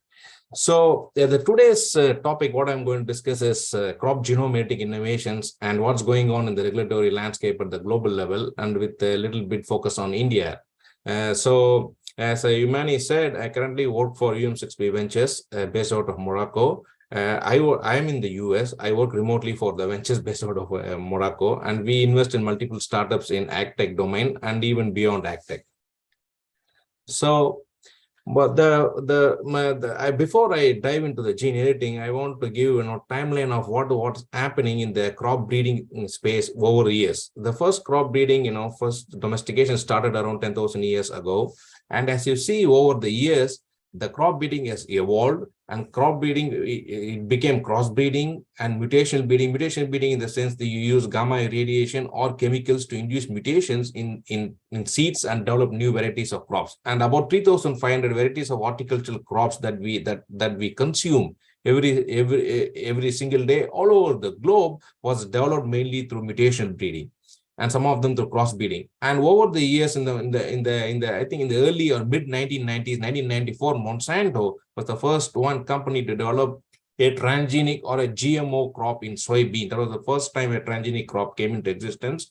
And after that, there are several innovations happened in the breeding with the application of molecular technologies like genome-based sequencing, marker-assisted selection, and many other molecular methods of improvement. And finally, for the past 10 years before CRISPR-Cas9 was invented and genome editing came into existence, and of course, everybody knows last year Nobel Prize went to Jennifer Doudna and Charpentier for this amazing discovery. And now CRISPR-Cas9 finds its application in every single field. There's not even one field where genome editing is not there, including crop editing.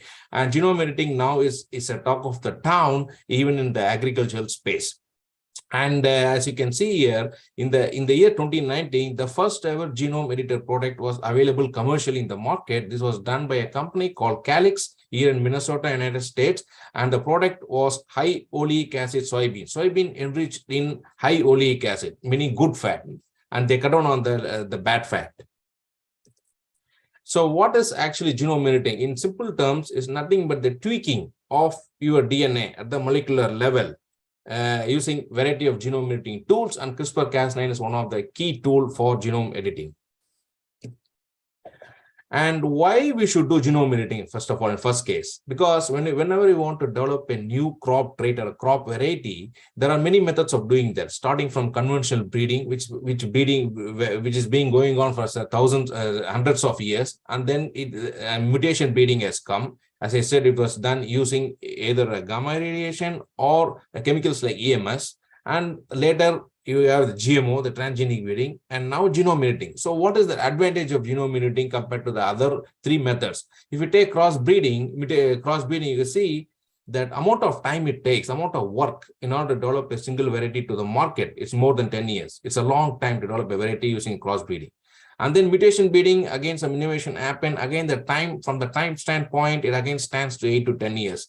When you take transgenic breeding or the GMO way, The problem here is that, again, it takes a lot of time and about $300-400 million to bring one GMO product into the market. And again, it depends on the country, because as we speak, around only 30 countries have accepted GMO, and there are a lot of countries in the world still are hesitant to accept GMO into the market. So again, this is a problem. Now, when you take genome editing, the key advantage that genome editing offers when compared to other technologies is the time. You can develop a variety and bring it to the market within about 4 to 5 years. And then back crossing is not required, and there is no transgene involved here. So that's why, and you can modify, you can go after any gene as you want using genome editing, precise genome editing. So that's how genome editing offers many unique advantages compared to all the other existing technologies involved in developing a crop trait. So when you go back, what happened when you go back to the line history and see what is happening in the advances in the genome editing landscape or the space, it all started in 1990s, even before CRISPR-Cas9 came into existence. It all started with meganucleases. Those are the first tool that was used for genome editing, and there are only very few companies right now using meganucleases for the editing even now. There is one here in RTP, the place where I live in North Carolina. There are two companies. One is called Precision Biosciences, which uses meganucleases for editing for human applications. The other one is called ELO Life Systems. That company uses meganuclease for crop trait development. And when you see the advancement, then came TALEN. That's another important tool in genome editing. And TALEN is used very less frequently these days after the discovery of Cas9. But there is still one company, major company called Calyx here in Minnesota, and they were the first one to develop a genome edited product, soybean, that came into the market, approved and commercialized. They used TALEN for the genome editing. And then came Cas9 in 2013, and then there were multiple variants of Cas and Cas nucleases all through these years. And the type of editing that was discovered.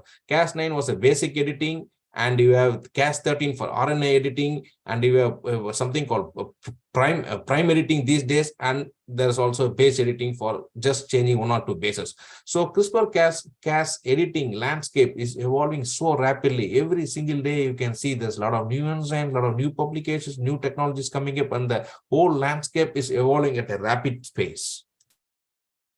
As I said, when you take genome editing, what tools or the nucleases are the key for the genome editing, because they are the ones they make the cut in the DNA. As you see, the first one started with meganucleases, which is not in this picture, and then you have zinc finger nucleases, and then came TALEN, and then came Cas9, and then came variants of Cas nucleases like CPF1 and Cas-X and SPRI. There are several nucleases we can add on, but essentially, what is the function of all these nucleases? In essence, it is to make a double-stranded break at the target site in your genomic DNA. That's the whole concept here. The way in which it does varies, but essentially it does a double-stranded DNA break at a specific site in the genome or the gene. So when it comes to Cas9, how can we use this Cas9? So all that CRISPR-Cas9, what does it does? It uses it kind of induces a double-stranded break at a specific site in the DNA wherever you want to make a break. And what is the outcome of the break? There are three outcomes. First is gene knockout. How that happens? The target site is disturbed or broken by the break is introduced by the nuclease Cas9, and then there is a break, and then the break is repaired. Whenever there is a break in the DNA, it's repaired by what is called as the DNA repair mechanism. And there are two types of DNA repair mechanism. The most prominent one in plants is NHEJ, non-homologous enjoining. So after the DNA is repaired, it induces random insertions or deletions, which is called as indels. So that's how we get a gene knockout, because the gene frame shift is disturbed. So the gene doesn't make protein anymore. So you get a gene knockout. The next is HDR, homology directed repair mediated DNA repair. Again, here the break is induced by the nuclease Cas9 or any other nuclease. And then the double-stranded break is now repaired with your input. You are sending in a template DNA or donor DNA with a specific base change. So that base is now introduced into the parent DNA strand, and then you get a mutation. This is called gene modification. And in the first one, gene knockout and the gene modification, if you see closely, they don't involve or they don't have a foreign DNA there. Whereas the third one, gene insertion, that is where you insert a foreign DNA into the target site, and you get a new trait containing a transgene. So this is not considered, this is not accepted yet from a regulatory standpoint, whereas these two are accepted. So when it comes to genome editing, there are quite a lot of steps involved, A to Z, ultimately before we get a final genome edited product. In this case, a genome edited plant, it could be for pest resistance or drought resistance or nutritionally improved or yield improved, what are the traits you are going after. But in general, the steps, when you pay close attention to all the steps involved, first it starts with identification of the gene. You should know what gene you want to edit. So how do you know that? Based on the genomic sequence data provided by next generation sequencing and old genome sequencing, there's a lot of databases to go after a given crop. What are the genes involved? So you first identify a target gene. Next, you design a sgRNA, synthetic guide RNA, for a particular target sequence in your target gene. And then once there are a lot of softwares to help to do that. Once your sgRNA is designed, then you make a construct, a plasmid containing your Cas9 and your sgRNA under specific promoters. And then if it is for a single gene, then you have a single gRNA. And if you want to edit more than one gene, say 5 genes, 10, even 30 genes have been shown to be edited at the same time in rice and other plants these days. So then you have to have multiple gRNAs assembled in a cassette. And once your construct is ready, the next step comes for the delivery of your gene editing reagents into your target tissues. And there are many gene editing delivery options that's available. I will touch those in detail in the next few slides. Starting from agrobacterium to gene gun to protoplast to microinjection. There are many ways of delivering a cassette, a gene editing reagents into plants. And once it's delivered, then you need to go through tissue culture and generate a plant. And once the plant comes out of that, then you need to know whether that plant really contains edit or not. How do you do that? Then you bring in molecular methods such as restriction enzyme-based cut or PCR or Sanger sequencing, NGS. There are so many ways of making sure that your plant has edits or not. Once the edit is confirmed, then the plants are subjected to the phenotypic assay. That assay could be a disease resistance assay or a drought resistant assay or a nutrition assay, metabolic assay, whatever the assay you want to finally check upon. And then once that is confirmed, then the plants are propagated to the next generation, and then all the other assays are confirmed finally to prove that the plant is gene edited and is supposed to perform for the trait it was generated. So there are quite a lot of steps involved in this process before a gene edited event is generated. But as I said, there are many steps in gene edited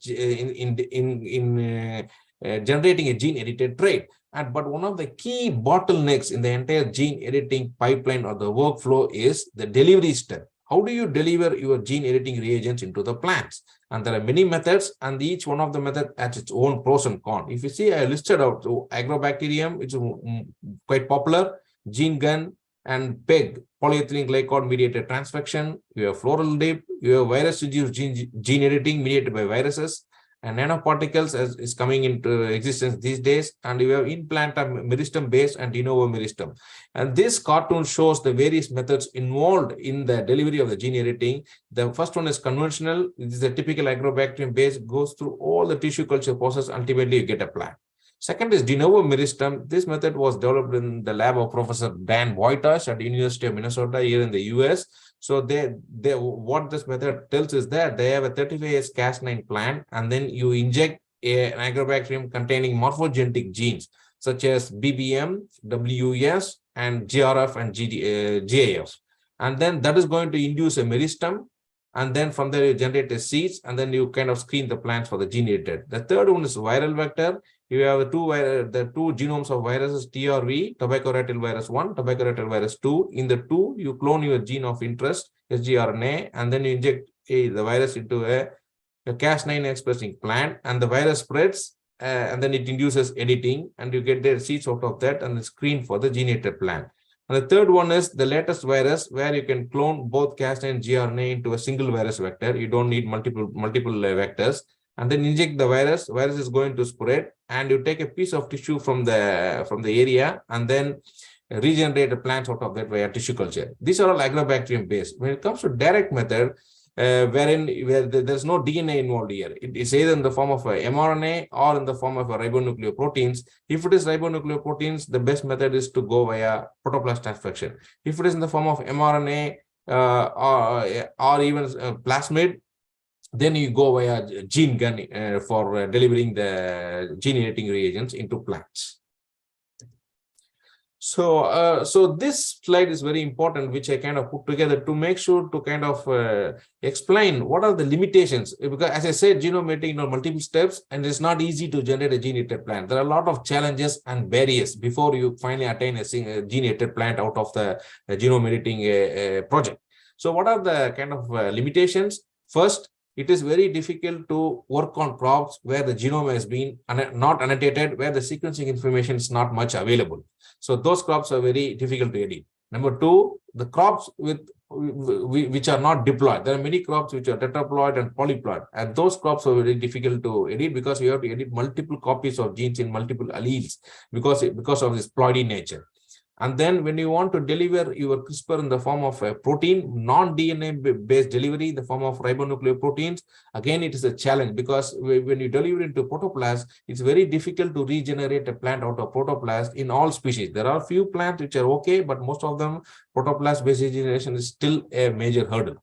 And then you have a virus-based gene editing, which is coming up very fast. But except for very few viruses, most of the viruses cannot contain Cas9 because Cas9 is 4 kb in size. It's a large cargo. The virus cannot accommodate such a size of Cas9. So people are working on that to discover more viruses where it can accommodate the largest size of the Cas9 and other nucleases.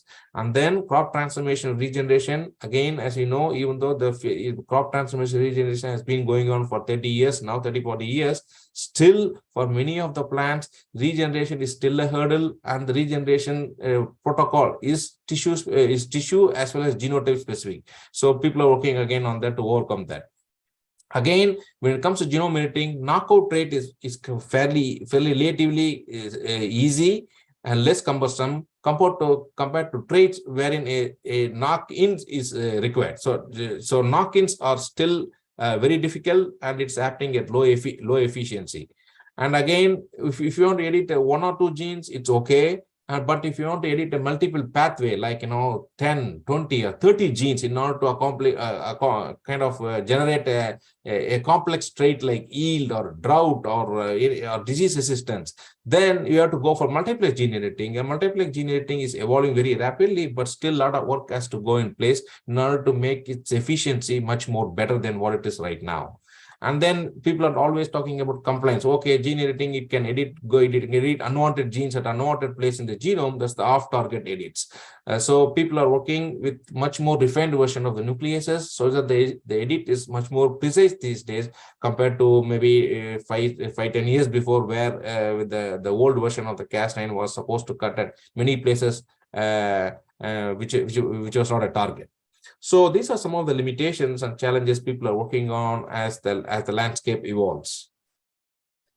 And this slide, I won't go into much detail, but I want to point out what are the innovations happening in gene editome and each and every step in the genome editing workflow that I described, starting from target identification all the way to delivery and to generating a plant, and then checking a plant for its edit using molecular analysis, and then checking the performance of the plant using phenotypic and genotyping assay. So these are all the different types of technological and molecular and physiological innovations that is going on in genome editing space, and each and every single step of the pipeline to make sure genome editing is made much more easier to accomplish in a short time without any hurdles.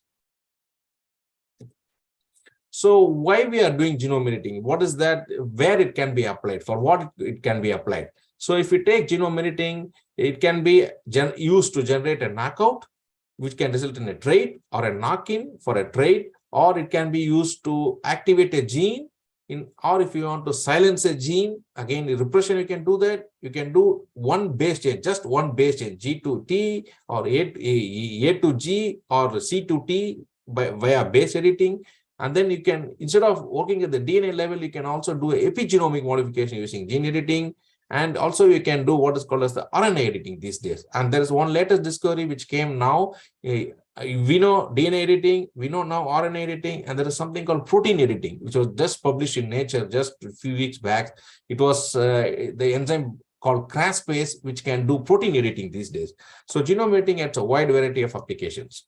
And again, as I said in the previous slide, for different trait development, drought resistance, viral resistance, fungal resistance, and nutritional quality improvement, and improving the alkaloids and plant hormones and other metabolites. And it can be applied across a variety of crops. It could be cereals, legumes, tubers, vegetables, fruits, oil seeds, and even some of the orphan crops endogenous to few countries like Africa.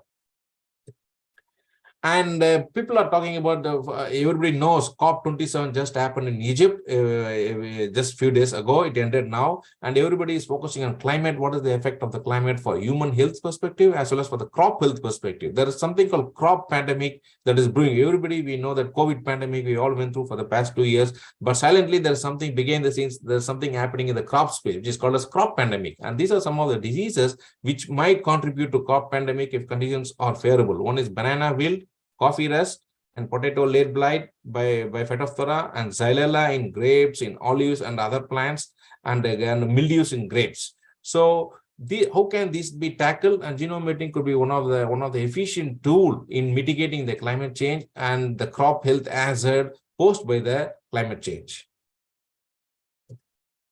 So now, so far I was talking about the technical aspect of the genome editing. Now I kind of shift gear and I want to a little bit move to the regulatory aspect, because even if you are successful in developing a product, if there is no regulatory approval, you cannot commercialize. So regulation plays a key role here.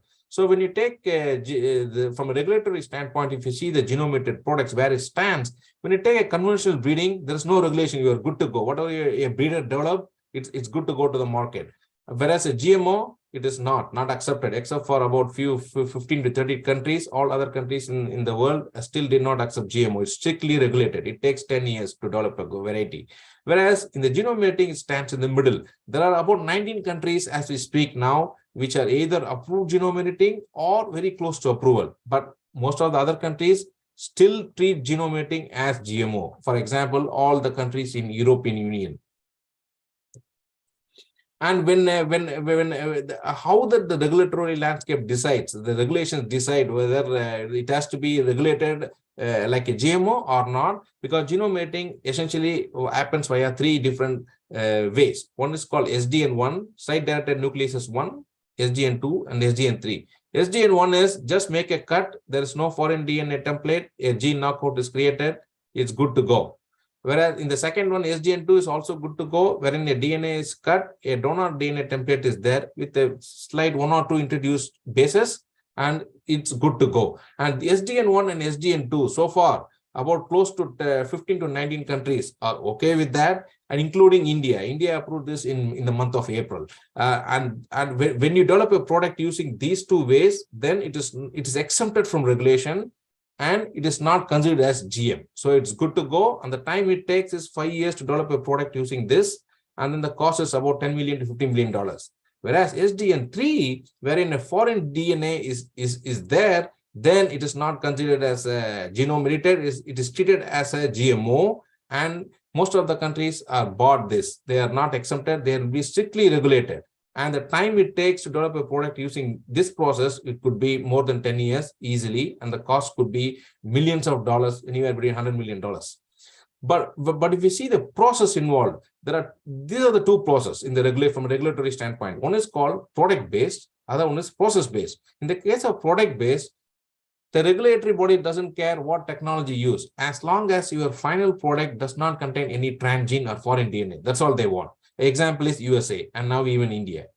Whereas the other one is process-based. Process-based is they are looking into what are all the steps involved in generating a genome-edited product. Even though the final genome-edited product may not contain transgene, but if there are some earlier steps in the genome editing pipeline, where, for example, if you use agrobacterium, then there could be a case where the foreign piece of DNA is involved. For countries in the European Union or EU, considers that as a GM, and that's why they are treating it as a GM, and genome editing is not yet approved in European Union. And this is a global map of regulatory landscape of what is going on in the genome editing space. If you take all these countries I have listed out, these are the 19 countries I was talking about, starting from India, and USA, and India found a place here now. From starting from April, they approved gene editing, or very close to approving gene editing. Whereas other countries, like all the European Union countries, you see, they are very strict. They are considering genome editing as GMO. They haven't opened up at all. And there are a few African countries that are now opening up to GMO, like Kenya and Nigeria. But there is still a long way to go for other countries, particularly in Europe. And most of the countries in Africa have not even considered about genome editing. And this is the slide. Another slide tells you about detail about where each country stands from a regulatory standpoint. Genome editing, I'll just pick a few. USA is okay, good to go. And India is good to go now. And Japan is already good to go. Because India, USA and Japan are the first two countries which have two commercially approved genome editing products as of now. And there's not even another country where genome editing product is commercialized yet. And when it comes to EU, I want to focus a little bit on EU. This cartoon clearly explains the mood in European Union regulatory authorities. So what they do is that they consider that crops that comes through conventional mutagenesis breeding is safe. If you see in conventional mutagenesis, you see a lot of naturally induced mutations happens. The red color mark is mutation. If you see the regular crossing, the way in which the hybrid is generated by crossing two parents, and then you end up in a variety by natural ways. That's what breeders are doing. And then you have limited mutations there. When you take gene editing from a mutation standpoint, it's very precise. It wants to induce mutation, few base change only in the place where you want. But EU considers this as dangerous, whereas the other two are safe. This is too, I'm not even able to understand what what's going on in EU from this standpoint. But having said that, the mood is changing in the EU. The direction in the EU is now changing. And there was one article in Politico recently, they say it very clearly mentioned EU is shifting gear. Gene edited crops is ultimately coming to the EU. Maybe not now, for probably in the next 2-3 years. Things are changing very rapidly in the EU, particularly multiple stakeholders in countries like France, Belgium, Italy, Germany, and Switzerland. They are all voicing for genome editing, not against, for genome editing. And then in UK, of course, which is now out of the EU, but still in the European continent, UK now has a bill in their parliament talking about the genome editing in plants, and they want to get the genome editing for their country. So things are changing rapidly in the European space. And India, this is what I want to focus now. India was also like EU until before the April, but starting April 2022, there was a big change from the Indian government standpoint. They approved genome editing, particularly when the crops are generated via SDN1 and SDN2 method, where there is no foreign DNA involved. They are good to go. They will not be treated as GMO. That is a very, very positive standpoint from the Indian government that opened a flood of gates to all the researchers working on genome editing in India on a variety of traits, on variety of crop plants. I've listed few. People are working on rice, people are working on oil seeds and bananas and groundnuts and pepper and tomatoes and many other horticultural crops. And in the month of October, what the Indian government has done after approving in April, in the month of October, they published the SOP, Standard Operating Procedures for Regulatory Review of Genome Edited Plants. That was derived under SDN1 and SDN. This draft will provide a guideline for developers, companies, and academia to follow. What are the things they should follow in order to get regulatory approval from the regulatory bodies over in India? And if you see these two posts I picked up because there is genome edited rice, which is going to be a drought-tolerant trait for rice, is likely to be in the hands of farmers by 2026, according to the Agriculture Minister in India. And there was University of Delhi researchers recently published an article saying that they have a genome edited rice, which has an increase in yield of about 30 to 35%. That's a tremendous increase in the yield. And now, after getting this approval, they are now going to go for field trials. So that is a major things happening in India. There's a very positive shift in India right now from what was before. And the same thing I can say India has shift on GMO crops also. I can see India now, GIAC has kind of approved the release of environmental release of the GM mustard, which is herbicide tolerant, developed by University of Delhi folks.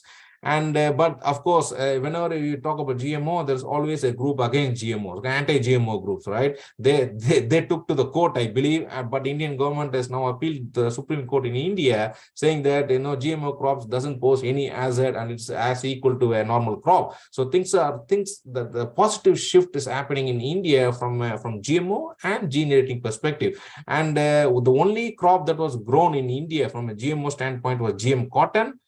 For the past 10 years, and if this case and everything goes through, the next could be GM mustard. And this is the cartoon that shows what is going on in that. Like India, Africa is a big continent, and a lot of countries involved there. And some of the countries I picked up, like Egypt, Ethiopia, Kenya, and there is one Nigeria, South Africa, and Uganda. In all these places, genome editing is happening right now in Africa in a variety of crops like listed, like bananas, sorghum, cassava, maize, wheat, yam, fonio, test, some of the local crops in Africa. In all these crops, genome editing is happening at a high speed, even in some of the developing countries within African continent. This slide I want to mention because people are always talking about, oh, genome editing means always a risk. GMO means it's always a risk, but without understanding the science behind that. So this slide I pointed out what is the risk as well as the benefits of genome editing. When you take first we look into the risk. People are always talking about off-target edits, but this particular point is now invalid because with the new technological innovation, genome editing, this point is almost invalid now. And then the people say the inadequate stewardship on the transgenic step in the gene editing process, the unclear IP landscape, and lack of optimal delivery methods and policies and vagueness in the policies and legal issues surrounding genome editing. And many of the countries, they don't have the infrastructure, and adequate training is also not involved. It's not there for some of the developing countries. And most importantly, consumer knowledge is lacking. And that is one thing. And then science communication. And the scientists are very good at doing experiments, but they are not good in communicating whatever they are doing to the public. So a lot of science communication training has to be taken place in order to kind of get the outreach and deliver the message to the layman and the consumers, saying that genome-edited products are safe. It is as equal to any conventional breeding that they are eating on a daily basis. When it comes to benefit, the cost is low, and it's very precise, and the time taken is just 5 years instead of regular breeding, which is 10+ years. And you can attribute to develop many traits. It could be pest, disease, drought, you name it, and yield, and developing climate-proof crops because climate is having a major impact. And then you can develop a crop with reduced input where you don't need to add more fertilizer to grow the crop. And also it can be used to reduce food waste. And then it can actually, because if people focus more on genome editing, so number of genetic GMOs is going to come down, and all the money that is being pumped is going to divert to this direction. So this particular thing I want to point out that people are always talking about risk of genome editing, right? If you take the natural way in which we create a crop, the number of mutations is 5 to 140. If you take the breeders who use chemicals and gamma irradiation to develop a crop trait, that is called mutation breeding, the number of mutation is 1,000 times more than the natural one. And that was used to develop 3,200 horticultural crops, which we are eating every single day by all over the world. We are okay with that. But we are complaining about gene editing. But when it comes to gene editing, what is the number of mutation rate? It's almost close to the natural one. So that's why now more countries are now opening their eyes and comparing this to the natural. Well, okay, it is as close as to the natural one. Why can't we approve? So that's why the mood is changing.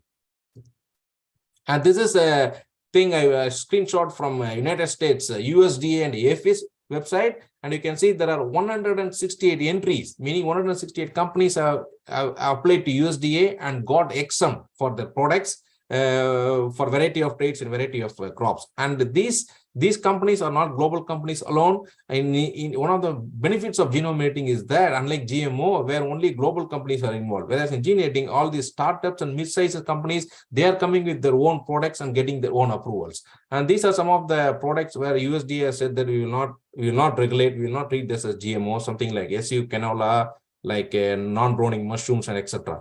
And these are some of the companies I mentioned that's working on genome editing, but there are hundreds of companies all over the world and now started to working on genome editing, and because they're getting approvals from the government these days. And this is the slide, one important slide I want to focus a little bit. What is that the regulatory bodies want to know, and what is that it takes? What are the considerations that one has to consider to develop ideal regulatory policies that will work for everyone? One, it should be based on data and science, not based on any other, emotional and religious belief. It should be purely based on data and science. And then it should also include economic considerations and food security and compliance with biosafety measures. And most importantly, the regulations and the regulatory steps should instill confidence in the consumers, because the consumers are the end users of your genome edited products. And multiple stakeholders should be involved. It's not just scientists and the regulatory folks. A dialogue. You have to bring in legislators, farmers, consumers, everybody should be on the table before a final draft is getting ready. And then it should be clear. There should not be any vagueness or hidden points. It should be crystal clear, transparent, and time-bound, and not politically influenced. It should be database and science-driven. These are some of the points that should be considered for developing an ideal regulatory policy. And these are the list of crops where genome editing is being worked on right now by different companies all around the world. And directly or indirectly, the genome editing trait in these crops is contributing to FAOs, Food and Agriculture Organizations, SDGs, Sustainable Developmental Goals, in the form of zero hunger, good health and well-being, climate action, life on land. And different crops and different traits are contributing to any one or all of these goals put forward by FAO. And this one, genome editing as a way to kind of cut short the total food shortage. If you see the total food shortage is going to be 1.4 billion tons by 2030. How are we going to address that? Genome editing is one. I'm not saying genome editing is the only tool. It's one of the tool, along with the combination of other technologies available outside, to kind of cut short the food shortage and to ensure global food supply and food security. And this is slide just I want to know about the public perception, how the consumers feel. There was a recent paper published in Sage where they kind of surveyed people from USA, Japan, and Germany. The bottom line from the survey was, in US, everything was green light. US has the highest benefits and lowest risk of groups. Japanese participants were also okay with the gene edited crops, but Germany from EU, they say that they did not see genome editing as a kind of a technology or a genome edited crop that provides greater benefit to them. But again, the mood is changing now. So what I am seeing personally from what is going to happen in the next 5 years and 10 years from now, from the genome editing space, this is what I see. There's going to be, instead of editing a single gene in the genome, there's going to be a whole chromosome editing that's going on right now. Few companies are working on that. And there's going to be a RNA and protein editing, which is going to happen much more. And organelle editing, instead of editing a DNA in the nucleus, people are working on editing DNA in chloroplasts and mitochondria, other organelles. And then there's going to be more genome editing products coming into the space, and more countries are going to approve, like India was the latest, and there's going to be more. And consumers' perception is changing. They're going to be very positive to the genome edited products. And there's going to be more alliance between the global companies and startups in the gene editing space. And the market is projected from 1.9 billion in 2012 all the way to 14 billion in 2030 for global genome editing market. And there's going to be more infrastructure development and global talent workforce development within genome editing technology. And there's going to be increase in the education, streamlined science-based education, science-based communication from academic institutions and companies and industries to public and media partners, so that they can take the message in a positive way to the consumers. So many things are going to happen in the next 5 to 10 years in the genome editing space for crop improvement. And these are the two products right now as we speak available in the market. One is gene-edited soybean that was developed by a company called Calix in the state of Minnesota in the United States. They developed what is called high oleic soybean oil using genome editing. The second product that was commercialized and marketed is from Japan. This is called gene-edited tomato, which contains 4 to 5 times more GABA. gamma aminobutyric acid compared to a normal tomato. This tomato is good for regulating blood pressure. I think with that, I'm ending my presentation, and I have to again thank Imani, Utkarsha, and all the other members of the Just Agriculture and their partner in having me today and sharing whatever I would like to share on genome editing space happening at the global, from a global perspective, and also some of the positive changes that is being happening in the past 6 months in India. So I thank you very much again for the team for having me, and I'd be happy to take any questions. Thank you, sir. Thank you for such an insightful talk and information about genome editing. Yeah, we have a few questions from the participants. So with your due permission, I just want to ask the questions. Sure, please. Imani. Yeah, I have 3 to 4 questions, and I just want to combine them in just one question. So the question is that GMO or genome edited crops or the products, what are the ethical and other biological risks which are involved with them, and how we can just eliminate these risks? Can they be harmful for plants themselves or for humans, or they can disrupt the natural gene flow? Like, what are the issues? These are the 3 to 4 questions which I have just combined into one question. No problem. That's a very good question, and these are the questions that is being asked, from different regulatory meetings and along with multiple stakeholders involved. But I can say for sure, if you take GMO, starting with GMO, for example, the first GMO crop was in 1994 by Monsanto for soybean, and from that point onwards, there are about the 30 countries have now approved GMO, and there are about 20 different crops, starting from corn, soybean, rice, you name any, wheat. There are GMO trait has been available and is being planted and consumed by the consumers all over the world. But so far, there is not even a single report that says that a person ate something from a GMO and died because of that. When somebody develops a GMO product, they have to undergo a serious regulatory dossier, which have to include data from various tests like eco-toxicology tests, human health benefit tests, human health hazard, livestock health hazard, and even insects, beneficial insects. There are so many tests one has to do before commercialize and get approval for a GMO product. That's why it takes 10-15 years. Out of the 10-15 years, R&D part is just 5 years. The remaining 5 years is only to tackle the regulatory issues, regulatory dossier preparation. So that immense amount of work is getting involved, and there are a lot of publications. Recently, there was one publication which kind of went through from 1990 to till now. What are all the GMO products? What are all the benefits it provides? What are all the assets?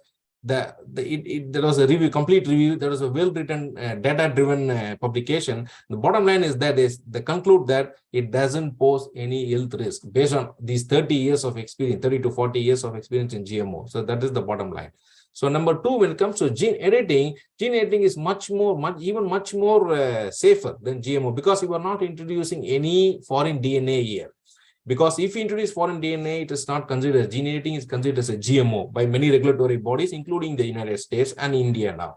So when you kind of generate a gene edited plant, all you do is that you make 1 or 2 changes in your target area in a target gene. That's all. And that is exactly what is being made in nature and by the breeders when they cross 2 plants or when they induce mutation. Then this is what they do. In fact, the mutation rate is even much more, as I showed in the slide, by mutation breeding compared to what is happening in the gene editing space. So gene edited plant is very, very safe, and that's why many of the consumers, even in the European Union, are now changing. Yes, the mood is changing there, and again. Because the mutation is so precise, I don't see any health hazard or any other risk from genome editing unless there is some OTs, meaning off-target effects in a genome edited product. But over the people who are developing genome edited product, they do sequencing of the entire genome of the genome edited plant or a trait, and then make sure that off-target deletes is not there.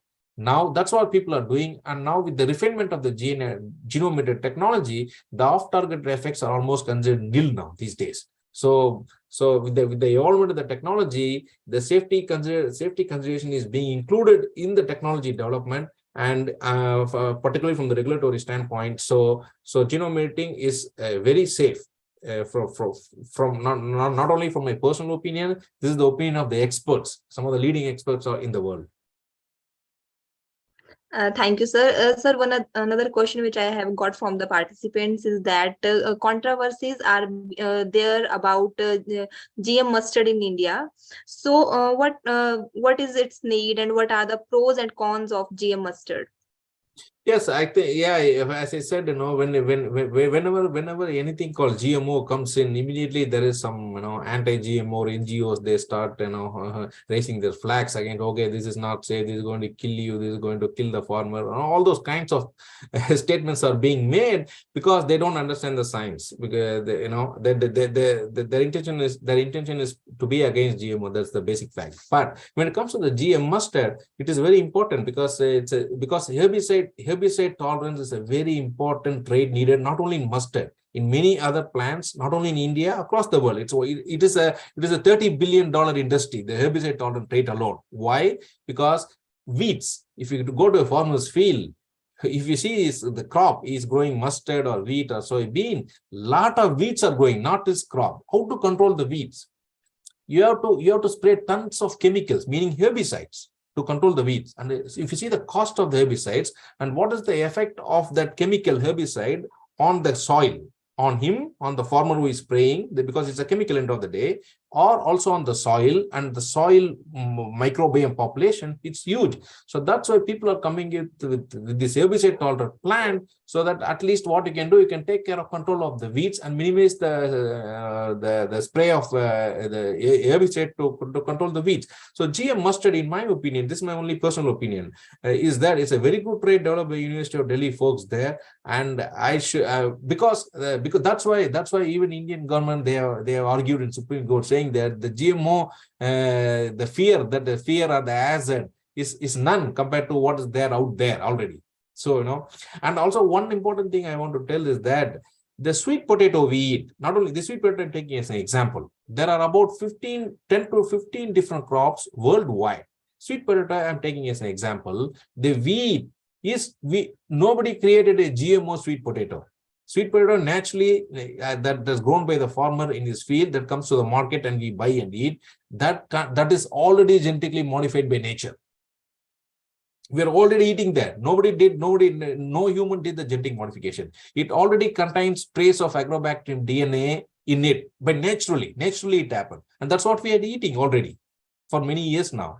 So people are already eating GMO, in many ways, either directly or indirectly. So this particular trait, GM mustard, is a very important trait for an Indian, because mustard is very important in India, is from an Indian perspective. So ultimately, I believe that after all these legalities settles down, the dust settles, it will be essentially approved. Thank you, sir. Sir, one last question which I just want to ask. As we have a mixed audience, like we have students from UG classes, PG classes, PhD scholars, and the professionals and the agripreneurs also. So one of the participants has asked that how difficult is genome editing? Like, are there any chances that the gene of interest that we cannot find, that like the gene of interest that do not express in and we fail in the resistance, like how much time it take and how difficult it is? Yes, as I pointed out in one of my slides, genome editing, the ease or the difficulty of genome editing, it depends on the crop. There are some crops like, for example, potatoes, tomatoes, pepper, they are much more easy.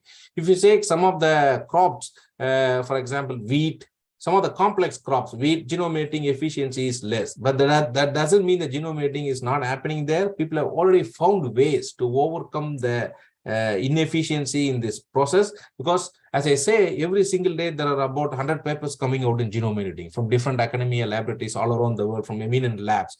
They're coming up with novel technologies to improve the efficiency of genome editing at every single step in the entire pipeline, as I showed in the slide. So now, as we speak, in rice, we can edit up to 30 genes at one time.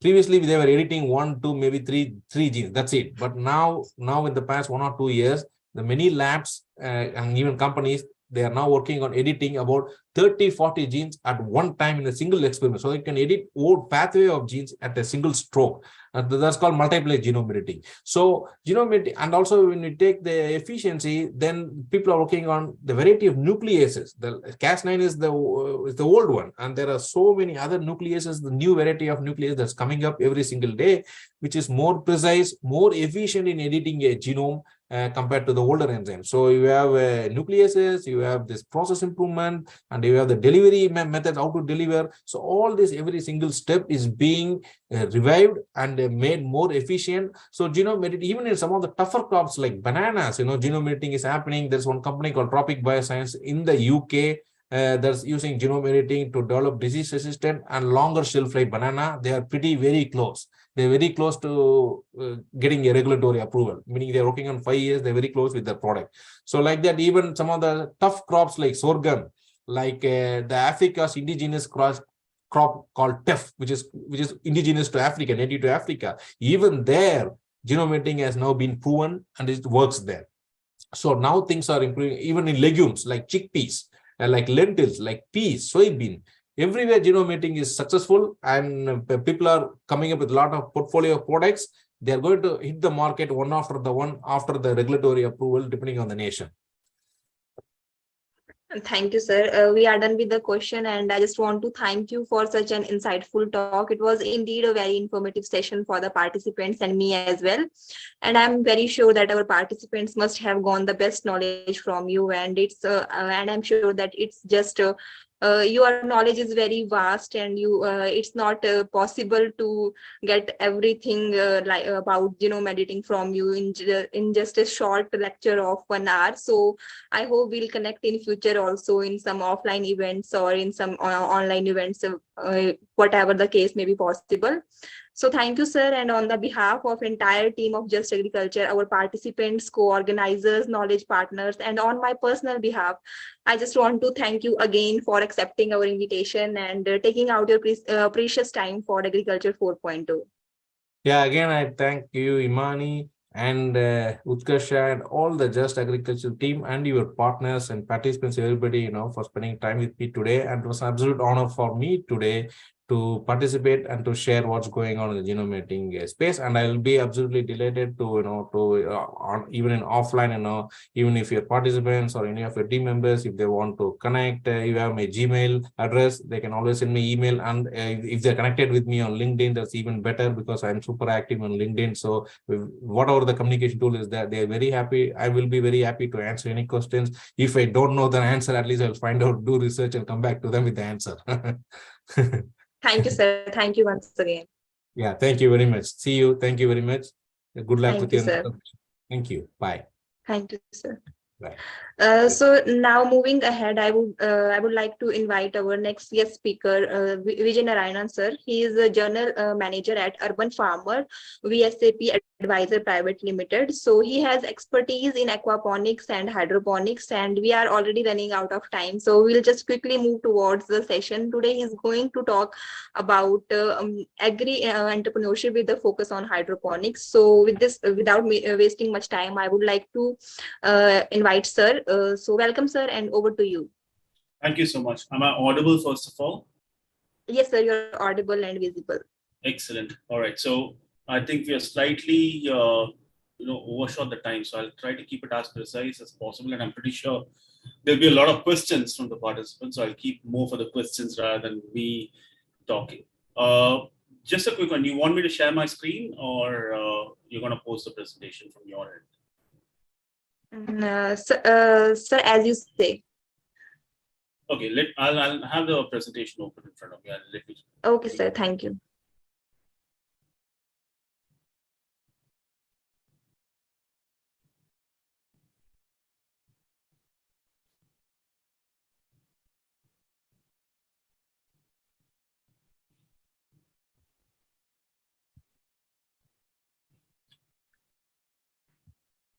All right, so before we start, let me just give a quick background of where I come from and why is it that specifically we chose this particular topic.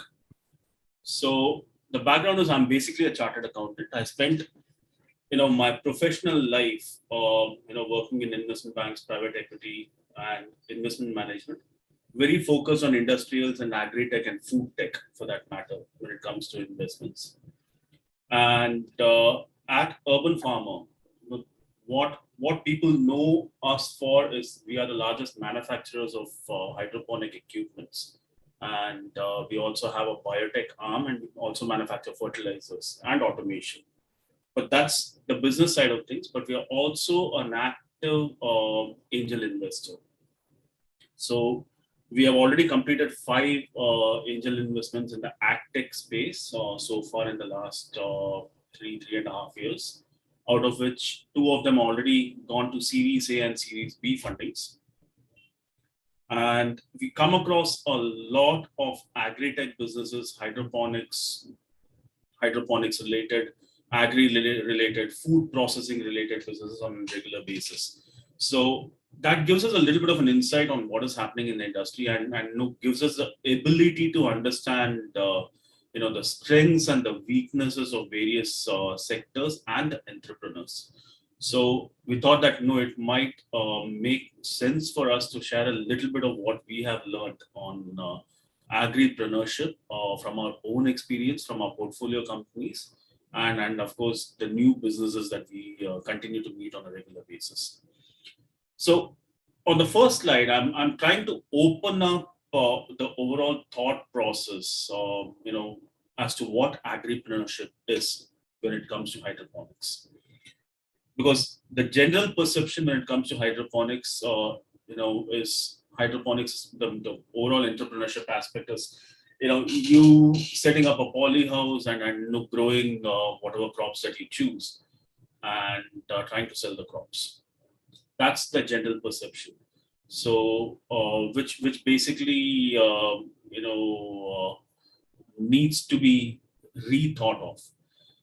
So, number one point is agripreneurship is not restricted to growing crops alone. Now, saying that, we are going to open up this overall topic as to what else is involved. One of the most important aspects, of agripreneurship, in my opinion, is the next step from growing crops, which is distribution, or a couple of steps behind, when it comes to the agripreneurship and hydroponics, which might be the agronomy or the expertise that one needs to develop. So there are multiple opportunities in each of these, just the small spectrum of what we are going to talk about. It's very important for anyone who wants to get onto the agripreneurship journey is find your strength. So, strength might not, your key strength, individual that is, may not be what you think as the best, area that you should focus on. So that's something that one needs to be very, very careful about. And general rule of entrepreneurship also applies to hydroponics, that do not only capitalize on your core strength, because entrepreneurship is, hustling in a very big way on a regular basis. So you need to supplement that with additional skill sets which you may not have. And one of the most important,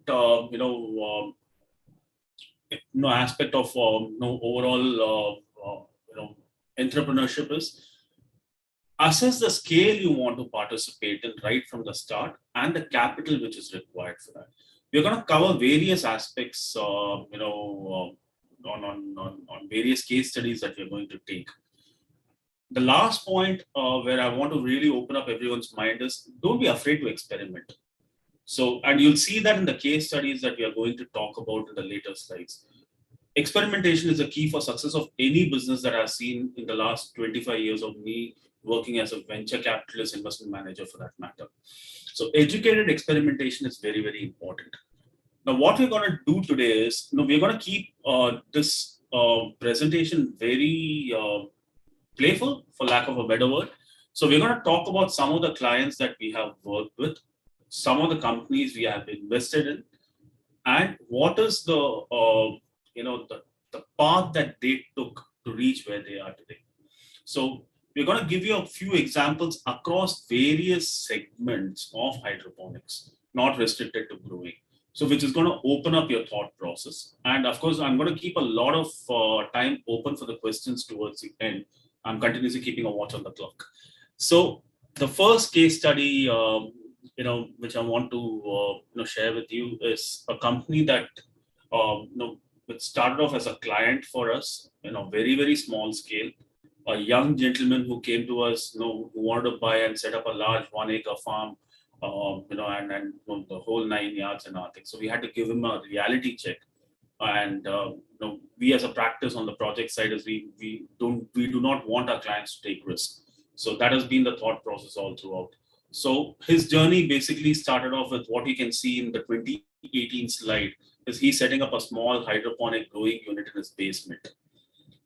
And the following slides which you're seeing is in 2022, which is in the span of 4 years. The expertise achieved in growing, the learning from the growing, applied in B2B, B2C distribution, understanding the scope of the market, finding the capital, all of the points that we had mentioned earlier. We were one of the first institutions to write a check for this client. So from a client, this particular client became a portfolio company also for us. Then that company went one step further to raise capital from multiple family offices in the first round. And then recently a Series A from a private equity firm. So this is Farming B2. So this is one of the case studies which I wanted to present as to how an entrepreneur basically grows from, just learning to grow and from there learning the business and the ropes around it to go to a level where currently this company is distributing roughly 2 tons of fresh produce a day. So that has been the journey for this particular client / portfolio company. Second one is just a client. In fact, this is an investment opportunity that we missed out on, for that matter. Again, late 2017, so that's the reason I put 2018. A company which started off selling home kits. Their business model was basically they would buy all the raw materials required for these small home kits, put that together, sell it through their website, sell it to their clients, sell it on Amazon, and go install it at client's place, manage it, service it, and then basically grow their clientele. From there, they took one step ahead and set up their own small indoor farm. And again, all the equipments that you see, we basically help them, put that together. It's all basically equipments that we manufacture. We help them on the agronomy bit, and they set up a farm come a store. From there, their evolution basically going towards becoming a distributor and an online online supplier of fresh produce, for that matter. So this has been a slightly different career game or a pathway that which we have seen. The third example which I want to give is stem water farms, which is very similar actually. I mean, there are 2 examples I combined because I don't want to repeat the same kind of businesses again and again. So I put stem water farms, daily greens, again, same model, growers, but go one step further, only apart from only distributing, trying to add some value-added products where those produce is processed into something else, which has a better realization, or better pricing, and a better visibility, better branding maybe. So these 2 clients took the route again of growing distribution of fresh produce and value-added products. Now I'm just taking a step back on these 3 clients so that because the other clients are different. This is a story of a grower going all the way to B2B distribution on a very, very large scale with no value-added products, but purely distribution of the fresh produce from a volume perspective. This is a case study of a client starting off by hardware, for lack of a better word, and going all the way to B2C distribution of using technology and branding as a platform. Here are a couple of clients who basically are growers who went all the way B2C to distribution and also include value-added products. So these are three different clients with three different strategies. Now, this is where the growing stops. Here are some clients who are basically do not grow anything, but they are popular on the hydroponic business, right? So you don't need to be a grower. This is where I wanted to open up the thought process for a lot of people. Here's a client who's basically a greenhouse construction company, but here's a client we actually supply hydroponic equipment to, train them on setting up hydroponic farms, managing it, and also taking the greenhouses, which are plain non-intelligent greenhouses, and make them smart greenhouses with AI related, AI enabled control panels, gathering data, top up lights, automated systems for your screens and then your pads and everything that happens in a greenhouse. So here's a client who took a very old school, greenhouse construction to a completely modernized greenhouse construction where everything is, AI enabled and highly intelligent, and also learned the curve of actually setting up a hydroponic farm for their clients, and developed a completely different vertical around their existing business. Here's a client who primarily focuses on consulting, training, project management, setting up farms for others, consulting on those farms, agronomy services, and helping a client grow, take an empty parcel of land from there. Yeah, we have set up a business for you. So this is a completely different, area altogether where, there's no major construction going on. It's where we have supported the client, with all the equipment and all the expertise and all the construction which goes around, all the boring work for that matter. Whereas the client is basically learned the agronomy, learned the consulting bit, trained under us first, and then taking that expertise and the knowledge to their clients and broad-basing their business. So this is a fourth example which I wanted to, not this, actually a fifth example which I wanted to share with you.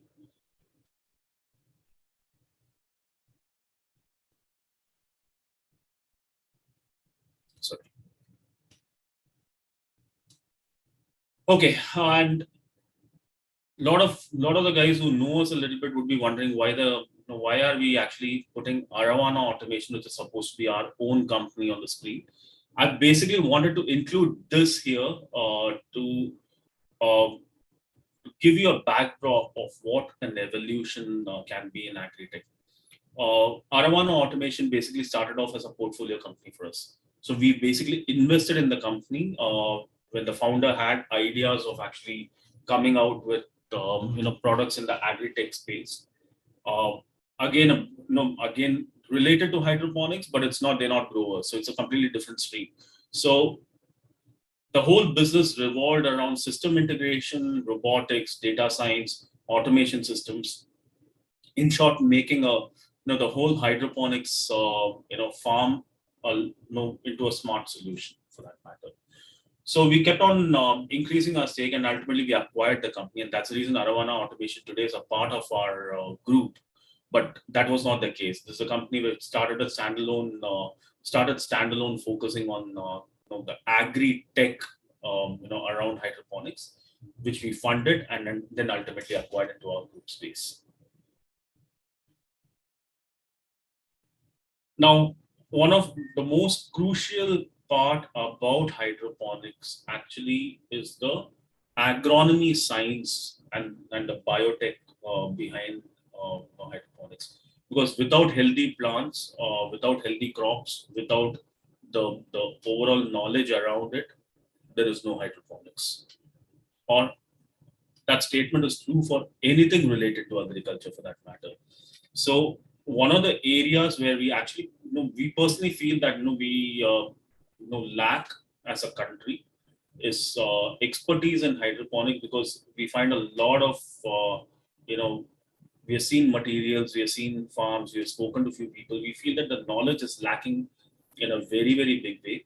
And the integration of advanced agriculture and, and advanced sciences or applied sciences is completely lacking. So this is one area. This basically another group company which I just wanted to highlight as a an area where an entrepreneur might find it useful to put their thinking hats on.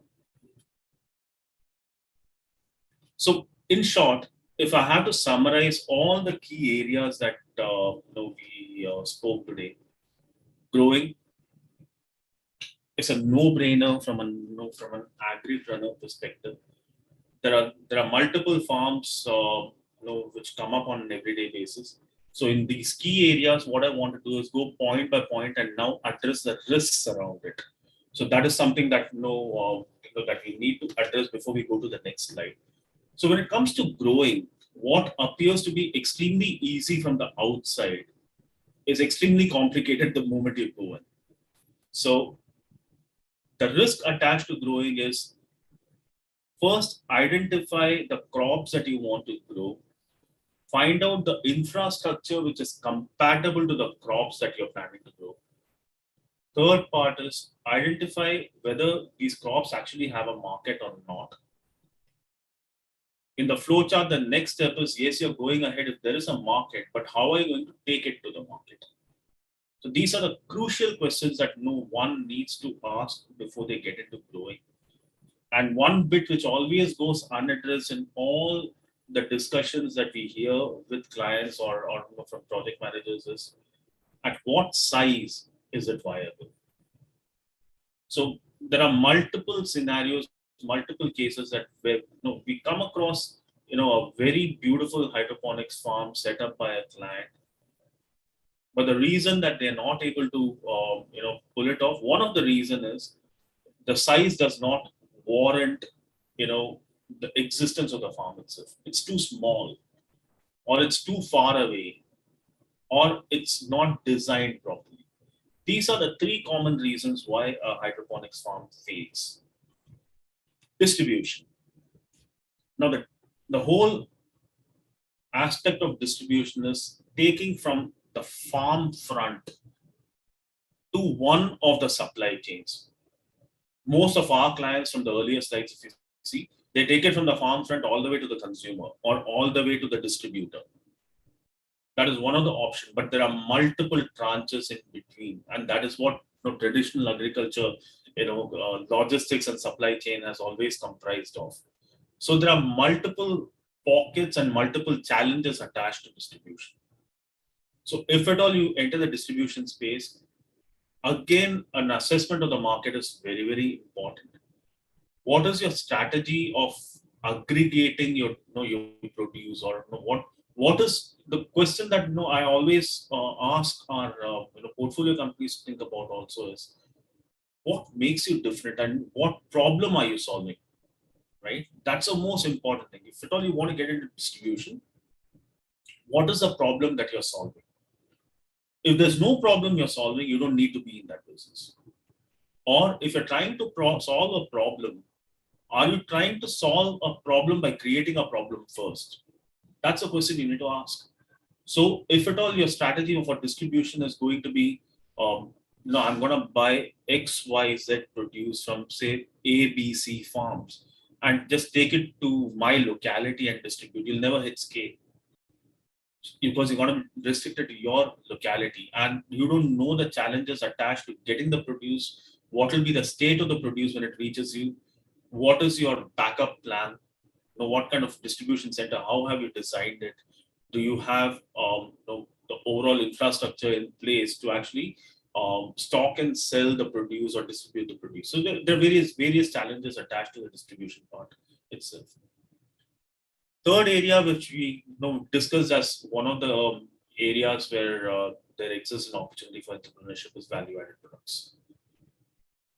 This is a very, very interesting area that personally we feel that not a lot of people are really targeting.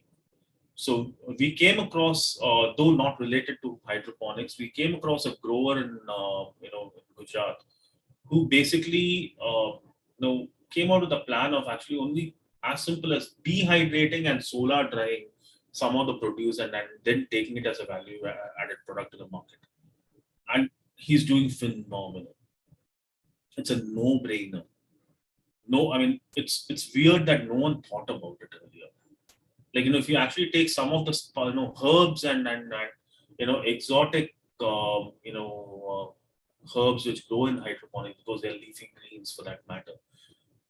It's very clear that some of these herbs are so sensitive to the climatic condition that even in a greenhouse, there are certain months, depending upon your location, where they do extremely well. And certain months or majority of the year, it's very hard to grow them. So when you have a heavy flush, instead of actually not growing them or wasting the produce, you can actually, you can just dry them. These are herbs, or sell them in the right form for that matter. So there are multiple techniques, and this was the most simplest one that I could think of. But there are clients of ours who are actually making, flavored hummuses or lettuce wraps, or you name it. I mean, I'm just giving it. Value added can actually mean even setting up a restaurant front, which is focused on your fresh produce. So value added products is again one area where the opportunities are immense and also the risks are high. And the reason why risks are high is the moment you get into value added products, usually the scenario that we see as hitting a client immediately is the moment you go to value added products, you need to create a brand. And if you create a brand, you need a distributor or a larger distribution base for that matter. And once you have the larger distribution base and the distributor in hand, maybe your availability of the produce falls short. So you need to have a plan of aggregating and meeting the demand. Or you get into a product where you feel there is a huge demand, but in reality, it's not there. So there are, again, in value-added products, you need to assess the market very carefully. The fourth area which we discussed is the boring bit about any industry, the manufacturing bit, designing of the R&D and designing of the equipment which goes into hydroponics. In our opinion, the agri-tech space in India and across the world also for that matter, we are just in the tip of the iceberg. I mean, that industry, agri-tech in general, needs to go through such a high level of change in terms of automation that it's just getting started. It can be as simple as something like an automated feeding system for the farms, or it can be high-end harvesters, or it can be drone technology to monitor the crops. Whatever it may. I mean, it's just starting out. So that's one more area which we're talking about as an opportunity. If you talk about the risks of manufacturing and R&D of the overall equipment, it is extremely capital intensive, and R&D is a never-ending process. You need to know when to basically say, yeah, okay, fine. This particular product has moved from R&D to a production process now, and then you need to develop the market around that product. So there are niches attached to manufacturing and R&D aspects of it, but that's again a broad base. Maybe we can cover that as a separate session altogether the next time. Distribution, reselling of equipment. If you actually look at the state of hydroponics in the country today, there are so many guys that who give us a call that we want equipment for setting up a trial farm. Unfortunately, we are a manufacturer, so we don't really cater to smaller retail kind of a demand. And when sometimes when our people speak to these guys, they have no clue of where can they get their equipment, because when we talk about India, we just can't talk about Delhi, Mumbai, Chennai, Kolkata, Hyderabad, Bangalore. No, we have the tier 2, tier 3 cities, tier 4 cities, which are really, really coming up. And they have, and the market is huge. And there are students who want to experiment.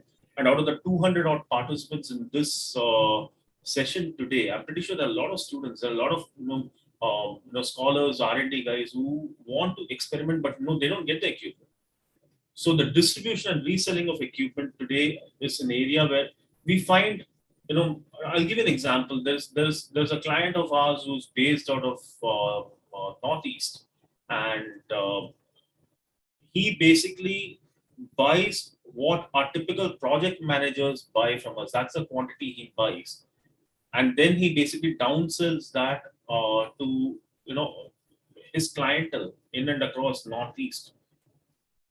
And his actual quantity of buying is equal to a project management firm which buys from us. So that shows the depth in the market when it comes to actually developing a business around it.